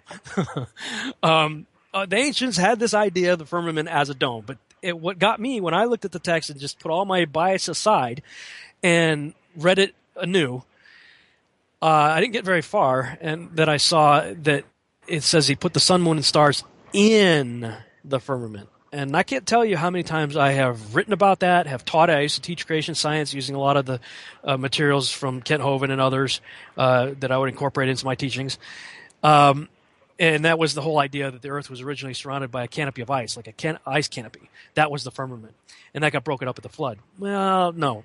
In Genesis 1, it tells you point blank that the sun, moon, and stars on day 4 were placed in the firmament. So I'm like, oh, that can't be. I got to look up so I looked up all the other English translations and stuff, and pretty much everybody was saying in. So I looked up the Hebrew, and forgive me if I pronounce this wrong, but I think it's barakia. It has a bait before the word rakia. The letter bait, when a bait is used in front of a word as a prefix, it's a preposition. It means in. It's in. So the sun, moon, and stars are in. Then you can't put them outside and all around the firmament like Kent Hovind and Carl Baugh and myself and others have done when they teach creation science. And so that really, we've got to get honest and come back to this stuff as a child if we want to be teachable. Yeah, it was even this, like, Isaiah, the famous verse that everyone uses, including myself. I would say over and over and over again, Isaiah 40:22, right? And, you'd say it, sits, above the circle of the earth, and you'd say, hey, here's all the proof. But when you go on to that verse, you look at it, and he stretched out the heavens like a tent, to dwell in. He looks down, and we're like grasshoppers. So to me, it was really interesting. And I mean, the compelling, it wasn't that, Baal was used in, Jeremiah, or it was in Revelation. It was in the same book. Isaiah, a few chapters back, Isaiah 26:18, he says, sorry? 22:18. 22:18, he says, I'll throw, you out like a ball. And then, like you've illustrated really well, do a Google search for ball, do a Google search for circle, right? But again, it's very interesting. They had the word for ball. They had the Hebrew word for sphere. It was not used. I mean, you get into the verses about he inscribed a circle into the face of the deep, right? He's inscribing something into something. So when you're looking at these texts honestly, and you're looking at it and you're just saying, okay, I'm going to take them at face value. I'm going to understand this. It's so clear. Now, I always say this. I say, because Job, I think, is a really good illustration when it says, who can measure the breadth of the earth? And, he's sitting there rebuking and talking to Job, and he's saying, who of you can see the pillars that the earth, sits upon? And all of these things. There's certain things that no one ever will find out. And to me, that's fine. We will find out truths and stuff, but there will be things that are so majestic, so beyond our realm of understanding, because God created it. God is so above our level of understanding that there'll be certain things in place, like, for example, the way the sun moves. You think we might fully ever figure it out? Maybe not. Maybe we will. But when it comes down to it, I sincerely believe this, that I don't believe that we will ever be able to get high enough, and we will never be able to fully measure and map the earth, because I take Job really seriously when he says, who of you? Like, who of you are going to say that you can measure the breadth of the earth? But here you have science saying, we know how much it weighs, we know how big it is, we know, not only that, we know all the weights and masses of all the planets, and, and again, you get into this, and it's such almost arrogance. It's almost like, taking God out in the way, saying that you can just understand all of this. But again, there's a lot of questions. And we're all in that pursuit for truth. But when it comes to anyone sincerely looking into the Bible and saying, okay, here we go, and over again, you find a stationary, immovable, fixed earth. You find everything placed in the firmament, that basically the sun, the moon, and the stars all have their orbits, and they do move. There's multiple verses talking about the sun moving, but no, of course not. Copernicus couldn't have that. He's got to be like, nope, the sun is the center point, and everything orbits around it, and it's the big deal here. And again, it's just destroying the credibility of the Bible, because you find verses when it talks about clearly the sun moving. Well, the minute science teaches you that it doesn't, well, the Bible was wrong here. So, yeah, it could be wrong over here. And what the heck do we trust when all of a sudden we find errors? But the errors, when you find out, they weren't errors. They were man's theories. They were people that were coming opposed to the church, to the truth, to the Bible, to God. And they've deceived everyone in really finding out the truth. So that, to me, is incredibly important when it comes to the Bible, when it comes to the quest for truth, is you have to go back to the beginning and saying, look, I've got to figure this out, because these guys clearly have an agenda mapped out. You can see it in their interviews. And again, you can see the amount of attacks that come for anyone that would even dare question their theories. Yeah, absolutely. And as you pointed out, it is interesting because on the one hand, you got Christians getting all up in arms and saying, what are you doing? You're going to push people away, and you're going to make people think that, we're all crazy and the Bible's a bunch of fairy tales and you're being just like the atheists. And I'm like, well, that's funny, because I'm having the exact opposite reaction. I can't tell you how many, I'm not kidding when I say this, weekly I'm getting just flooded with emails and phone calls and Facebook messages and handwritten letters. I get quite a few handwritten letters sent to me, testimonials of people saying that, if they were Christians and they hadn't read their Bible in 20 years, they're picking it up again for the first time. I had a conversation with an atheist, former atheist, just this afternoon, too long before we started this broadcast. He was telling me that, before all this, he would never have picked up a Bible, and he was a militant atheist. And now he's reading his Bible. And, I'm having the exact opposite. I don't know what people are thinking, when they're saying, you don't be talking about it. You're going to push people away, and you're going to think about no. And God says that His word will not return void. So if whatever we're doing is getting people to open that book, well, then the Holy Spirit takes over from there. 1 John 2 says you have no need of a teacher. The Holy Spirit's going to be your teacher. So, if I can get them in the book, then the Holy Spirit's going to take over from there. So I'm telling you, I'm having the exact opposite response that from, Pastor Stephen Anderson went out there talking about that I'm evil, I'm deceiving people and blah, blah, blah, and turning people away from the Bible. Well, I put a whole testimonial page together on my website, testingglobe.com. There's a whole testimonial page just from the first month, maybe month and a half of my investigation. It would take me forever to keep up with it, so I just put that up there. And there's plenty there for people to read just from that first month of fruit that fell into my basket as a result of looking at this. So that's been my experience. What has your experience been with what we're talking about here, especially how has your family and friends and church people responded to you looking into this? Well, I'll first touch on, the people. I mean, I've been having the same response. I've been having emails. I've been having talks with people that have never even read a Bible. Just unbelievable stories. I mean, people that had kind of drifted away and they're just completely rejuvenated. But the amount of people that are literally turning to the Bible for the first time is so encouraging. I mean, I've had the opportunity to talk and to witness to people, and really my heart has always been about sharing the gospel. And I haven't seen something come around that has opened people up so much that they're so receptive, saying, give it to me, tell me everything, because I already know that it exists. I've opened the Bible. I've looked into this stuff and I've looked into it. Now, tell me, what should I do? Where should I go? What should I read? So to me, it's very encouraging. I mean, like, you have even people within the movement that are doing shows like Patricia Steer with Flat Earth and Other Hot Potatoes, or Mark Sargent with Strange World. I mean, these people literally, when all of a sudden they came into the understanding that they had been lied to, they start buying Bibles. They start getting into the Bible and start recommending people. If anything, I mean, there's so many people within even this movement. A lot of people may say, oh, well, this is only a bunch of dumb Christians. Well, there's people from every walk, from every belief system that are coming to the knowledge about our, geocentric, existence, and all the lies that science has taught us. So it's been extraordinary. I mean, even personally, my wife literally accepted it within like 1 minute. She's just like, yeah, the Bible says it, therefore it's true. End of story, right? So not everyone, has that amount. I mean, even for me, seeing, hearing about it, throughout the years, I'm like, oh, what a bunch of morons. Or I'd see a video and I'd be like, whoa, those guys are way out to lunch. So I understand when people, they like, for example, you mentioned Pastor Anderson, or anybody that's just like, no way do we want association with that, or no way are we going to even devote any energy or time into something so ridiculous. Because at first, when you hear it, we've just been programmed just to completely shut down.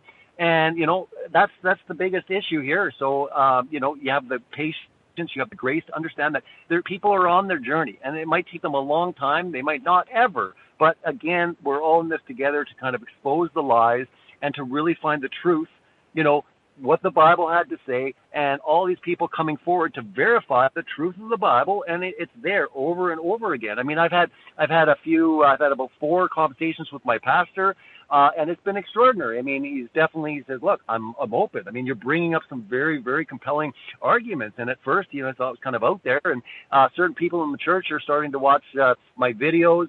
There's some people obviously think that, I'm crazy, but there's a lot of people saying, you know what, I started looking into this, and it's not conclusive for me, but, I'm on that journey. But, this is something I never really thought. And these are the people that are, 6-day creationists. They already believed in the lies of evolution. But when you take and they have the understanding, like, listen, where did evolution come from? Like, you only have an evolutionary model with the Big Bang, heliocentric, Copernican, principle. All of that stuff, if you understand everything that they've kind of developed, it all ties together. So when you get them looking at that, they start getting a little bit open-minded. And again, I always say this. You can approach it 3 ways when you bring up this topic. Is you can, if they're a Bible believer, like a literalist, or they take it, they say, no, it's the infallible Word of God, and, I believe that 100%. Okay, well, then you can hit them with the Bible. But then you can also go to, like, the truthers or the conspiracy theorists. They're all trying to look for some hidden agenda. Hit them on the conspiratorial angle. Or the third, the real scientific-minded, the ones that really want to know scientifically that what's something that's proven empirically, that it's demonstratable, that they can do an experiment that will give us reality. So that's the beautiful thing about it. You got 3 different different ways to approach people. And over time, I've just figured out there's certain ways to approach people. And, for me, for the longest time, like I mentioned at the beginning of the broadcast, that the moon landing was always a big one. And I still think for a lot of people, it's kind of that one thing. If you can kind of break down that or even get them to question the fact that, it's kind of suspicious. They've never been back. Or maybe I'll look into the evidence. And if they have not been to the moon, where have they been? How far have they gone? And the question is, if you get into the whole, the biblical, the firmament and all of this, did God design it that we can't even get up that high to see the entire thing? To me, if you look at all the evidence with NASA and all of the lies, and if we can just, soar around the universe and we can go to, they would have a moon base by now. They would have a camera. They'd have an HD camera that you could have you could go to your computer and you could watch the spinning ball, 24/7. And they don't even have a good even system with the ISS. Half the time it's offline and they say, well, we're on this side of the Earth and it's cutting out. And you got all these crazy theories, like they're sending pictures back from Mars 140 million miles away. What kind of Wi-Fi is that? How is this possible? And we just start using our head and going, well, wait a minute. They're saying this, but come on, logically speaking, is this even possible? So I really think that the moon landing from a conspiratorial or someone that's like a truther, it's like if they can get to questioning the moon, then they can start questioning everything else and saying, well, okay, I'm open-minded. And when it comes to the Bible, if they're really going to be sincere and look at the text and not hold on to their ball so tightly, because it seems like people just don't want to let go of that ball. They're terrified. It's almost like, when they were in the crib, they were holding on to that ball. It's like their safety blanket. And, I don't know how that's happened. Maybe because, in every classroom in kindergarten or grade 1, you had that little spinning ball. Hey, Johnny, that's where you are. And let's spin it over to Africa. And, we've all seen that. But, like Mark Sargent says all the time, how do you know, and you've said it really great in a lot of your videos is show me proof without using, the military, any government or NASA, in the sense of don't show me, fake pictures or, there's a reason why we don't have a 180 pan, from space. There's a reason why they have no actual video of the Earth spinning. We have that, time lapse of 26 hours where it's like 20 frames and the clouds don't move over 24 hours. Well, we know that you look up in the sky, the clouds are constantly moving. So we know that's completely bunk and that's false, right? Hold that thought. Hold that thought. Sorry? Hold it. Come back to talk.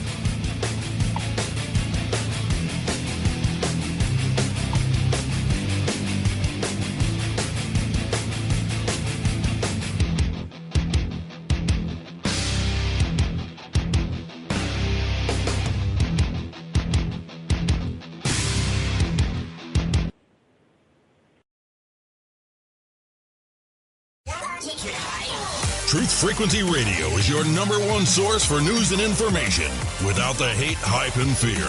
We are proud to bring you cutting-edge programs like Strange World with Mark Sargent, Jaronism Raw with Jaron and Mizza, Truth Frequency with Chris and Sherry Geo, The Kev Baker Show, X Squared with Brooks Agnew, Freaky Friday with The Wool Crew, Perceptions Talk Radio with Jonathan, The Freedom Link with Joe Joseph, Phoenix Rising Radio, and dozens more. Did you know you can listen from any computer, mobile device, or from any telephone by dialing 832-225-5308 or call into your favorite show toll-free at 866-37-TRUTH. Uncensored talk and news you won't hear in the mainstream media 24 hours a day. Truth Frequency Radio. Wherever you are, make it TFR. Truth Frequency Radio.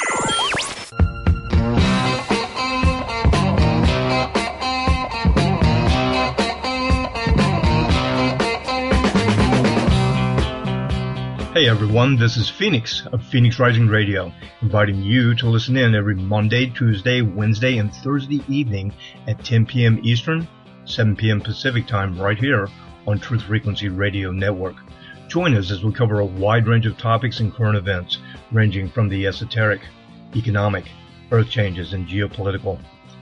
We also have interesting and exciting guests. Now is the time to lift your mind higher. Now is the time to rise above. How can you do this? It's easy. Just tune in to Phoenix Rising Radio right here on TFR.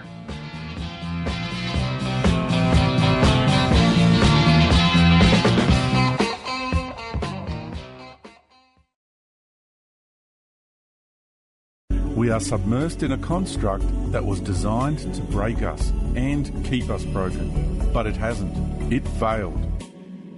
We still go on because we were designed from an eternal template of infinite creativity and not a synthetic house of cards built on pride and false power. Breaking free from the programs and paradigms that hold us down takes courage, endurance, tenacity, and trust. The reason it is so hard is because to be a free and sovereign being, we have to smash every lie, even if it hurts. It is good to be reminded of how resilient, unbreakable, magnificent, and powerful we truly are. And if anything provides a foundation for that, it is the book, Our Universal Journey. Go to ouruniversaljourney.com.au.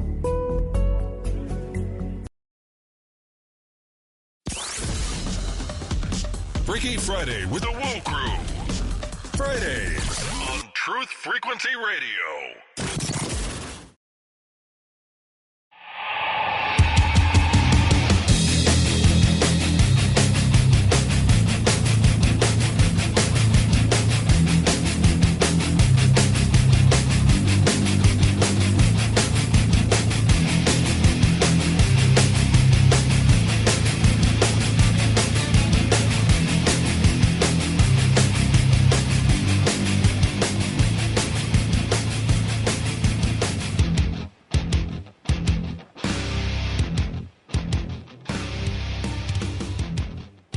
And we're back on the Revolutionary Radio Project. I'm your host, Rob Skiba, for the final half-hour segment of this broadcast. I'm talking with my guest, Robbie Davidson, the producer of the documentary The Global Lie, Flat Earth Revelation.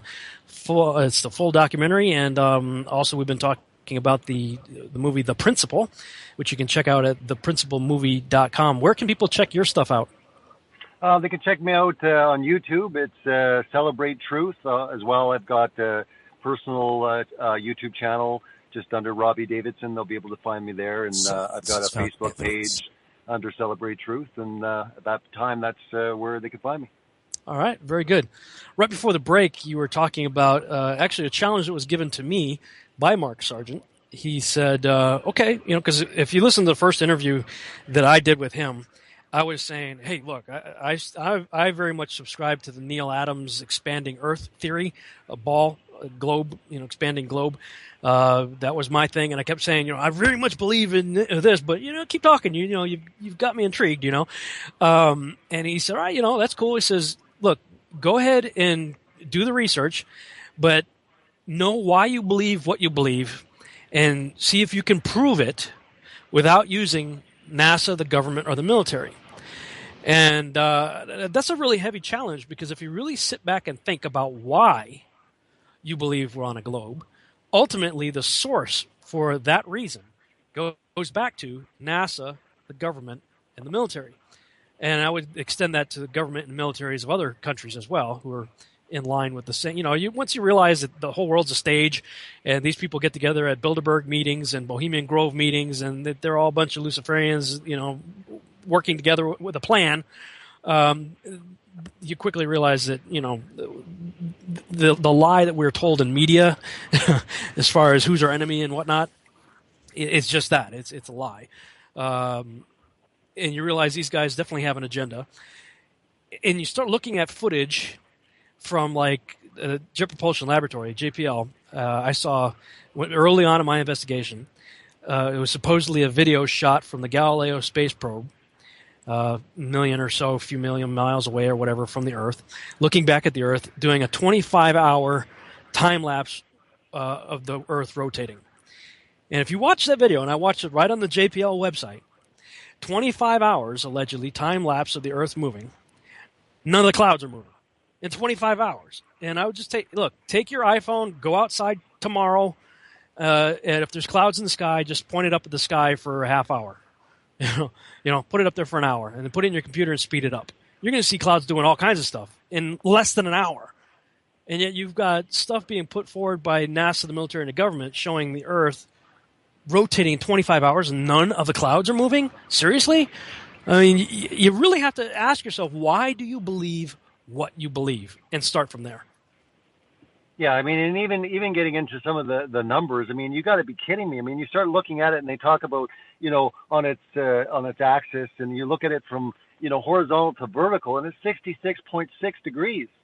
I mean, these numbers are absolutely insane. And then you hear about the numbers about the Earth, traveling in its orbit around the sun, and it's like 660,000 miles an hour, whatever. But they love their sixes, right? And you kind of see this when you start looking into it. I mean, the Bible's very clear that 666 is the number of man.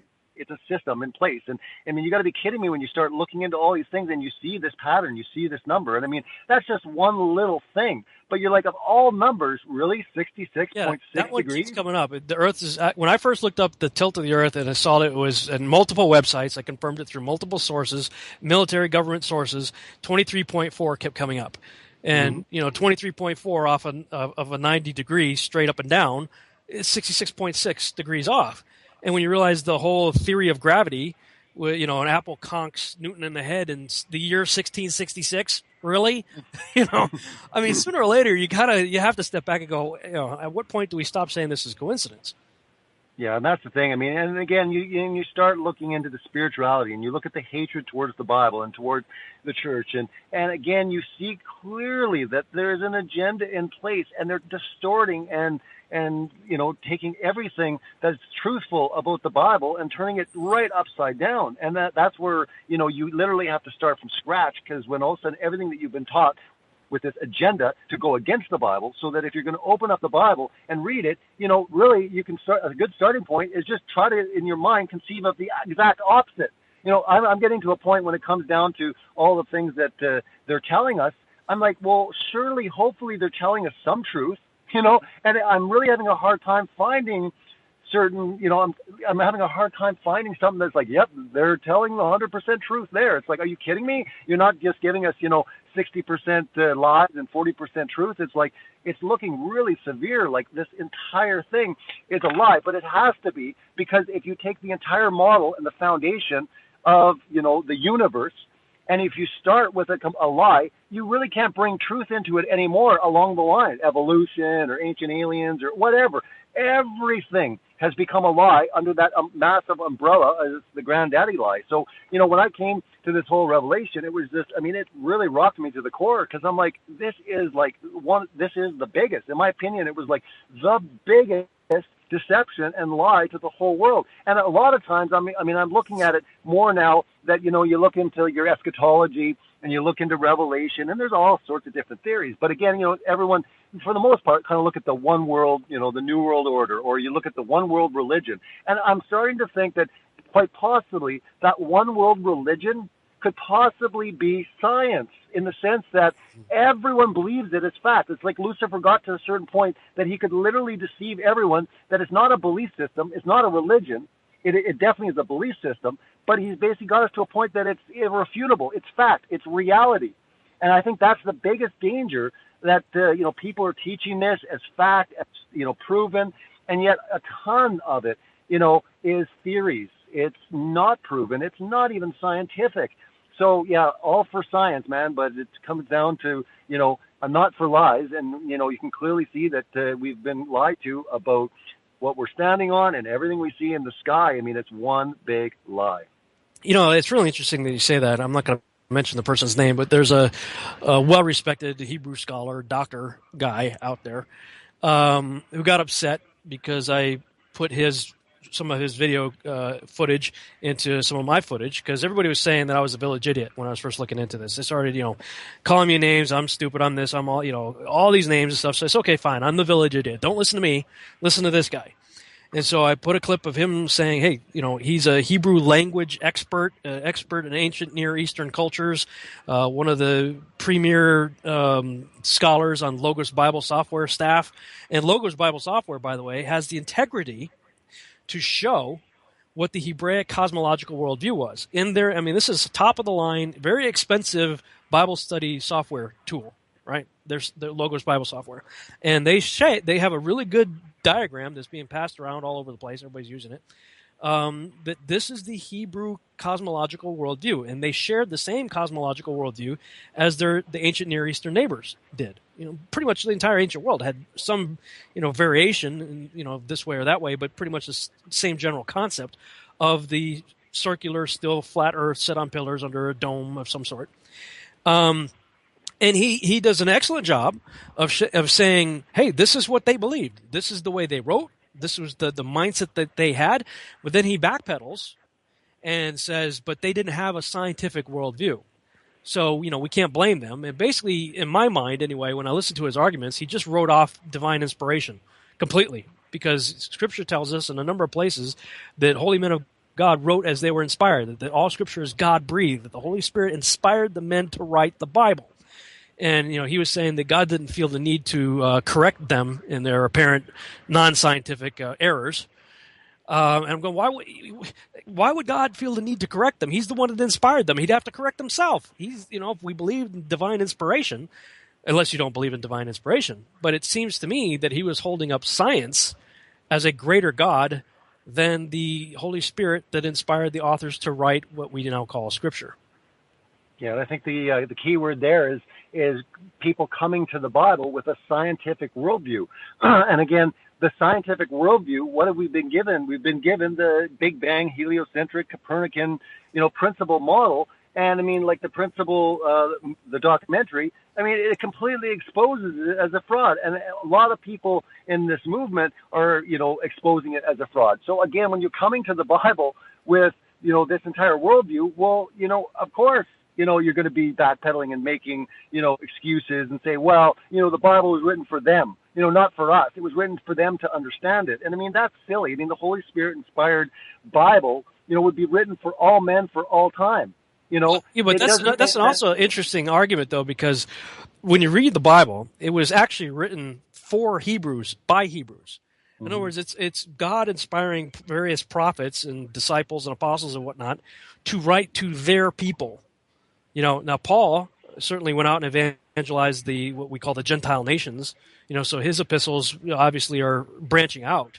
But Paul's not talking about the nature of the earth. The people who did talk about the nature of the earth were inspired by God, prophets, to write to the Hebrew people. They weren't writing to Sumeria or Babylonia or Egypt or anybody else.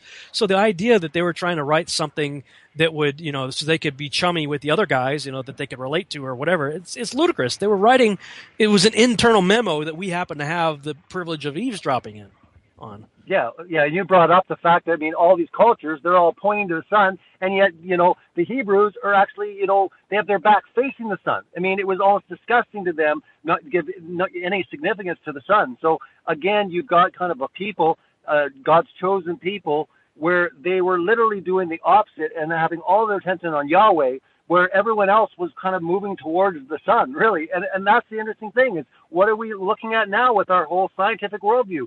All of our emphasis is on the sun. It doesn't even work without the sun. People will go on the record and say, well, it couldn't even exist. Nothing exists without the suns, and the big explosion, and, but just lie after lie after lie. And then when you get into the Bible and you read it, you just read it at face value. It's right there. Even just with the fascinating, revelation that the sun and the moon are two different lights. The Bible's very clear. You get into the Hebrew, you get into the King James, and it talks about, will not give off her light. The sun being masculine, the moon being feminine. And then when all of a sudden yourself and other people doing the experimentation and finding out, as kids, we would grab the sun and we grab a magnifying glass and we could burn ants or we could burn paper. But people are actually, not just measuring the moonlight, they're magnifying the moonlight and making things colder. So to me, it's a fascinating thing to think about, that when you're in the sun, you're hot, you go in the shade, you're cold, you're cooler. And yet in the moonlight, it's the exact opposite. You actually are cold in the moonlight, and as you go in the shade, you warm up. Yeah. So again, what have we been taught? The sun, the only light we're seeing is from the sun, and that's the way it is. But it has to be that way for their model. So everything, if you look into this and you come to the understanding we've been lied to about the origins or the orbit or the universe, then you have to start from scratch. But the Bible is right there. So if you want to start opening the Bible and at least examine the claims of what the Bible says, and scientifically grab and start measuring, these light sources, and it's right there. And this is great because anybody can go out and buy one of these infrared or laser, thermometers, and everyone can go and do the empirical scientific experimentation for themselves. And that data does not lie. Yeah, I just did it. As a matter of fact, it was last night. I went out I had done some early tests on the Moonlight deal. I went out and bought one of those infrared thermometers. And if people are interested, it's called the Centech infrared thermometer, Centech, Centech, and you can get it on Amazon for $30. So I ordered it, and I got mine, and did some initial tests, and it was on pavement. I was shooting the laser on pavement and testing it, and people got all up in arms about it, saying, "Well, the pavement retains the heat from the sun, and blah blah blah, and it's not really a true test of anything." Blah blah. So they were trying to debunk what I did. So okay, fine. So last night I had some time, and it was a nice, really bright half moon out there. So I went to Walmart and bought a one of those like foam core presentation boards, kind of a trifold deal. You can open it up for presentations. And it was solid white. So I bought that, and I brought it up to the roof of my parking garage here at the office where I'm at. And I just took it right out of the package, out of my car, and set it up. And I set it up at angles because it's a trifold deal, so I could kind of set it up sort of like a tent, And so I had the broad side of it facing straight up into the moonlight. And then the bottom side of it that was the bent ends forming the base for it to like the base of the tent that I had set up with it, and tested that. And sure enough, man, just taking it right out of the car, just, no other than the temperature of my car, I guess, in Walmart, but bringing it up onto the roof, just setting it up and doing it live. And I videotaped this. It was, I think it was 9 degrees difference. It was 9 degrees warmer in the underside of the board, in the shadow part, than it was in the direct moonlight. It was warmer in the shadow than it is, which is the exact opposite.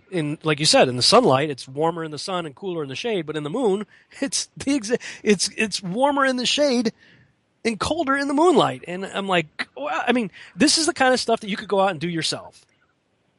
Yeah, that's the incredible thing. I mean, we've been talking about the Bible, but when you even get into extra biblical texts like the Book of Enoch that the Bible refers to, and I know that some people have a problem, with some of the extra biblical texts, but I mean, when the Holy Spirit inspired Bible is saying, is it not written in these books? We should at least look at the books as long as it doesn't contradict the overall, the Bible. We definitely should pay attention. These are significant books, significant men, like the Book of Enoch. But I mean, if you look into the cosmology in the Book of Enoch, it literally says, number one, that they're two lights, but also that they're the same size. I wonder, they just so happen to line up perfectly together. But yet, with the Copernican heliocentric model, they talk about it being, 400 times bigger and 400 times away. But again, the big thing that I'm finding is the parallels with they're millions of years in evolution, but they're billions and trillions of years in their cosmology. I mean, they mask everything in these absurd, incredible numbers. And like you brought up, I mean, when you're talking that they're off on certain things, 10 to the power of like how many zeros? I mean, this is absolutely insanity that we're buying into these, and, they're updating, their sites, or NASA's talking about that they found, matter here and stuff there. And I mean, of course, they're the authorities, they're the experts, and everyone is just listening to it and plotting and thinking it's wonderful. But again, when you start understanding, like, wait a minute, maybe possibly they could be lying about it. And again, we go back to the agenda. What is this agenda? Why is it so significant? They're on this quest for life, somewhere, in the galaxies and stuff. Because I think it's very significant. I mean, it will solidify, number one, all of their theories, because, I mean, this evolved species probably could tell us exactly, everything we want to know. But again, it just makes us, insignificant. I mean, how many Earth 2.0s have they found? Always found. And where did they find it? Oh, in, 14, trillion light years away, we found, or whatever, just absurd numbers. They're finding it, Earth 2.0. We know that life has to exist somewhere there. We haven't found it yet, but we know it exists. Come on. This is not science. This is just completely fairy tale land. Yeah. Well, we only got about 9 minutes left, I think, of the broadcast. Where can people get a hold of you and check out your stuff? And are you going to put your video back up on YouTube?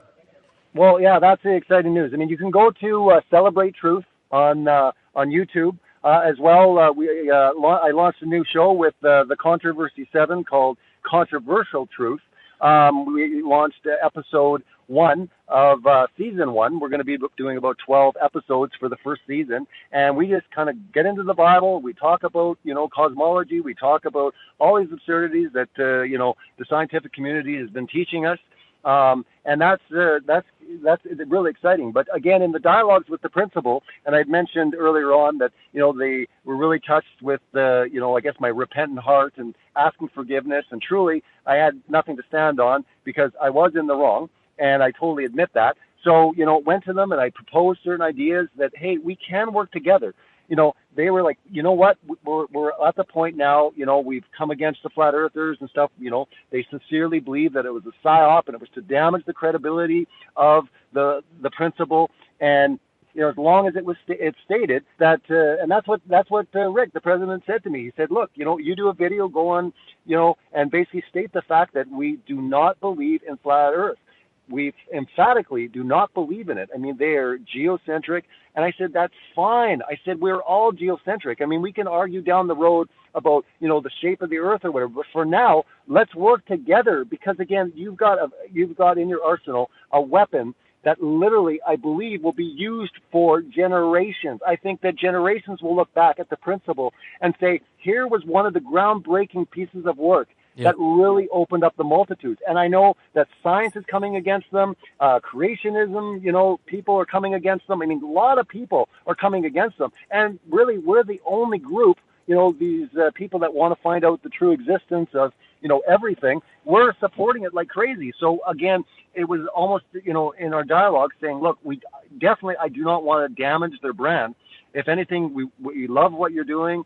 We want to work together with you. So they basically said, like, look, you go out and do this, we will get your copyright strike, turned back. We'll remove that and, have your film go up. And I'm very excited about it because, like I said, it was like at 100,000 views in less than 2 weeks.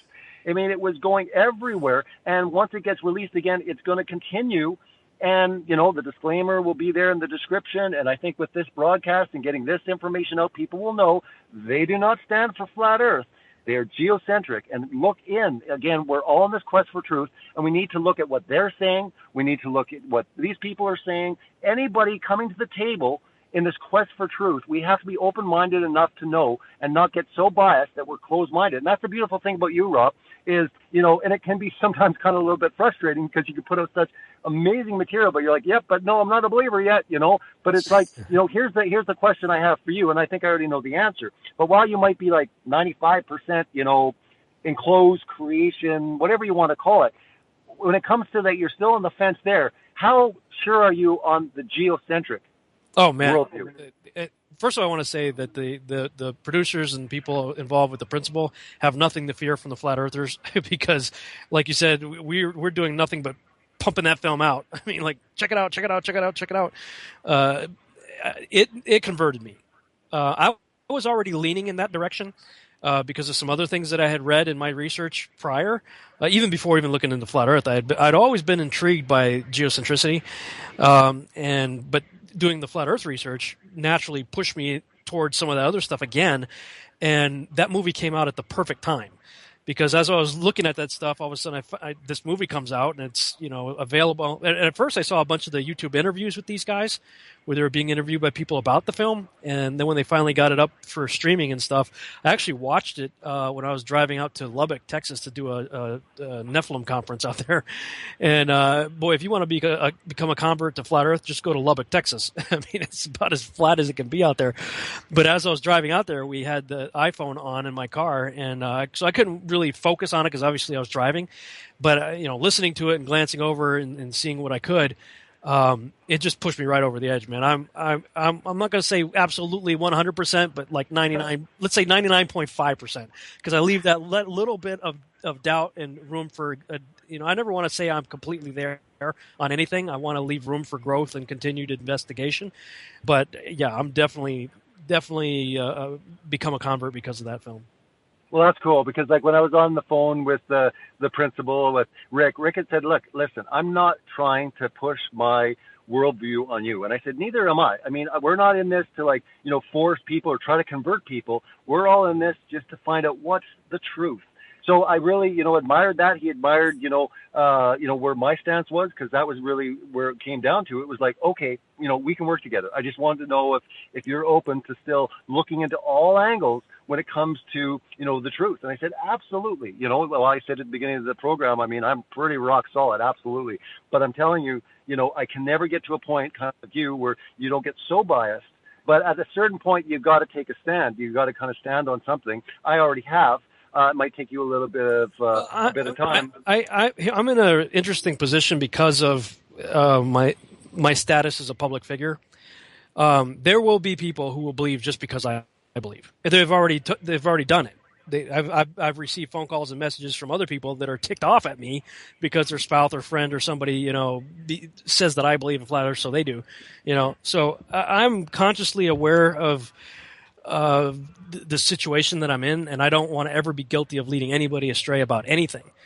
So I'm trying to maintain, hey, I'm a zetetic agnostic. I'm an explorer. I'm on a quest for truth. I haven't arrived. I haven't figured it all out yet. I figured a lot of things out that are very interesting and intriguing to me that certainly lean in the direction of flat Earth. But there's still plenty of problems that flat Earthers have to deal with. And I think some people just aren't willing to look at the evidence and say, well, okay, well, we have to deal with that. So, I just want to remain open and continue on the quest and, hopefully drag a few people along with me to continue the quest. But we got like a minute and a half left. What would you like to leave our listeners with? Well, I'd just like to say, hey, man, anyone listening or coming, to this program, just search for the truth. Look to the Bible. Obviously, as Bible believers, looking into the Word of God, we've got to, take it, incredibly serious. And looking into that, I think is just really important. So whether it's, the principle, the same stances, they're coming at it that, really in reality, we are unique. We are special. I mean, everything that was created for us. And I mean, when you come into that understanding, it does change your worldview, whether you're a believer or you're not. I mean, the more evidence that supports the fact that we literally, are at the center of everything. And I think for the longest time, people were really pushed away. And I think God, if anything, was really pushed away, where it's like, well, where is he? I mean, we were talking trillions of galaxies, and he's outside of that, and he's so far away. And I mean, although God's omnipresent and omniscient and all these things, I just think when you start reading the text and you understand, like, wow, like, could it be that God literally is up? Right up above us, right up above us, and looking down, and that's what a lot of people have taken tremendous comfort in. Thank you so much, Robbie. Great podcast. Thank you guys for listening. Next week on the Reverend Show podcast. Night.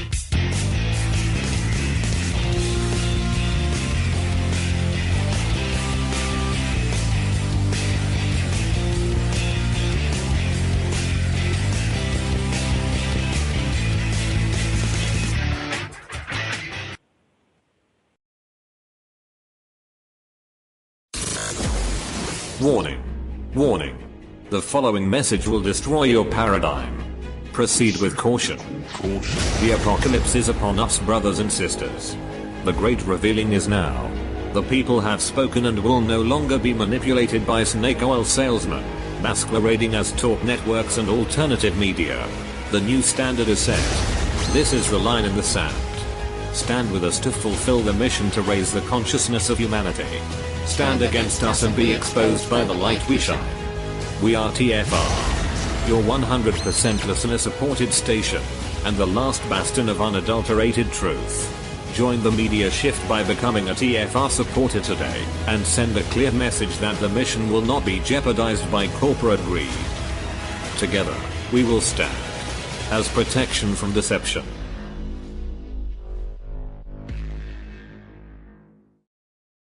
Oh, hi, everybody. I'm a Republican. I'm running for President of the United States of America. You may have heard that my liberal opponent grants amnesty to illegal immigrants. Well, I personally have gone down to the Rio Grande to puncture holes in raft boats trying to get across my border. She has repeatedly voted to extend welfare benefits to single mothers and supports funding for Planned Parenthood and women's clinics. Whereas I've done everything to shut down any women's health center, regardless of what they offer. Why should we give benefits to godless whores who can't keep their legs together? And speaking of God, you know there's something wrong with this country when some atheist, who's a woman, who's probably a lesbian, can openly run for president. Now, on November 6th, you make sure and vote for me, the real American. Not this imposter whose name I can't even pronounce because I speak English. I'm your Republican candidate, and I approve this message. Funded by Texas Fags, Texas Families Against Gay Sex. Portal to Ascension is bringing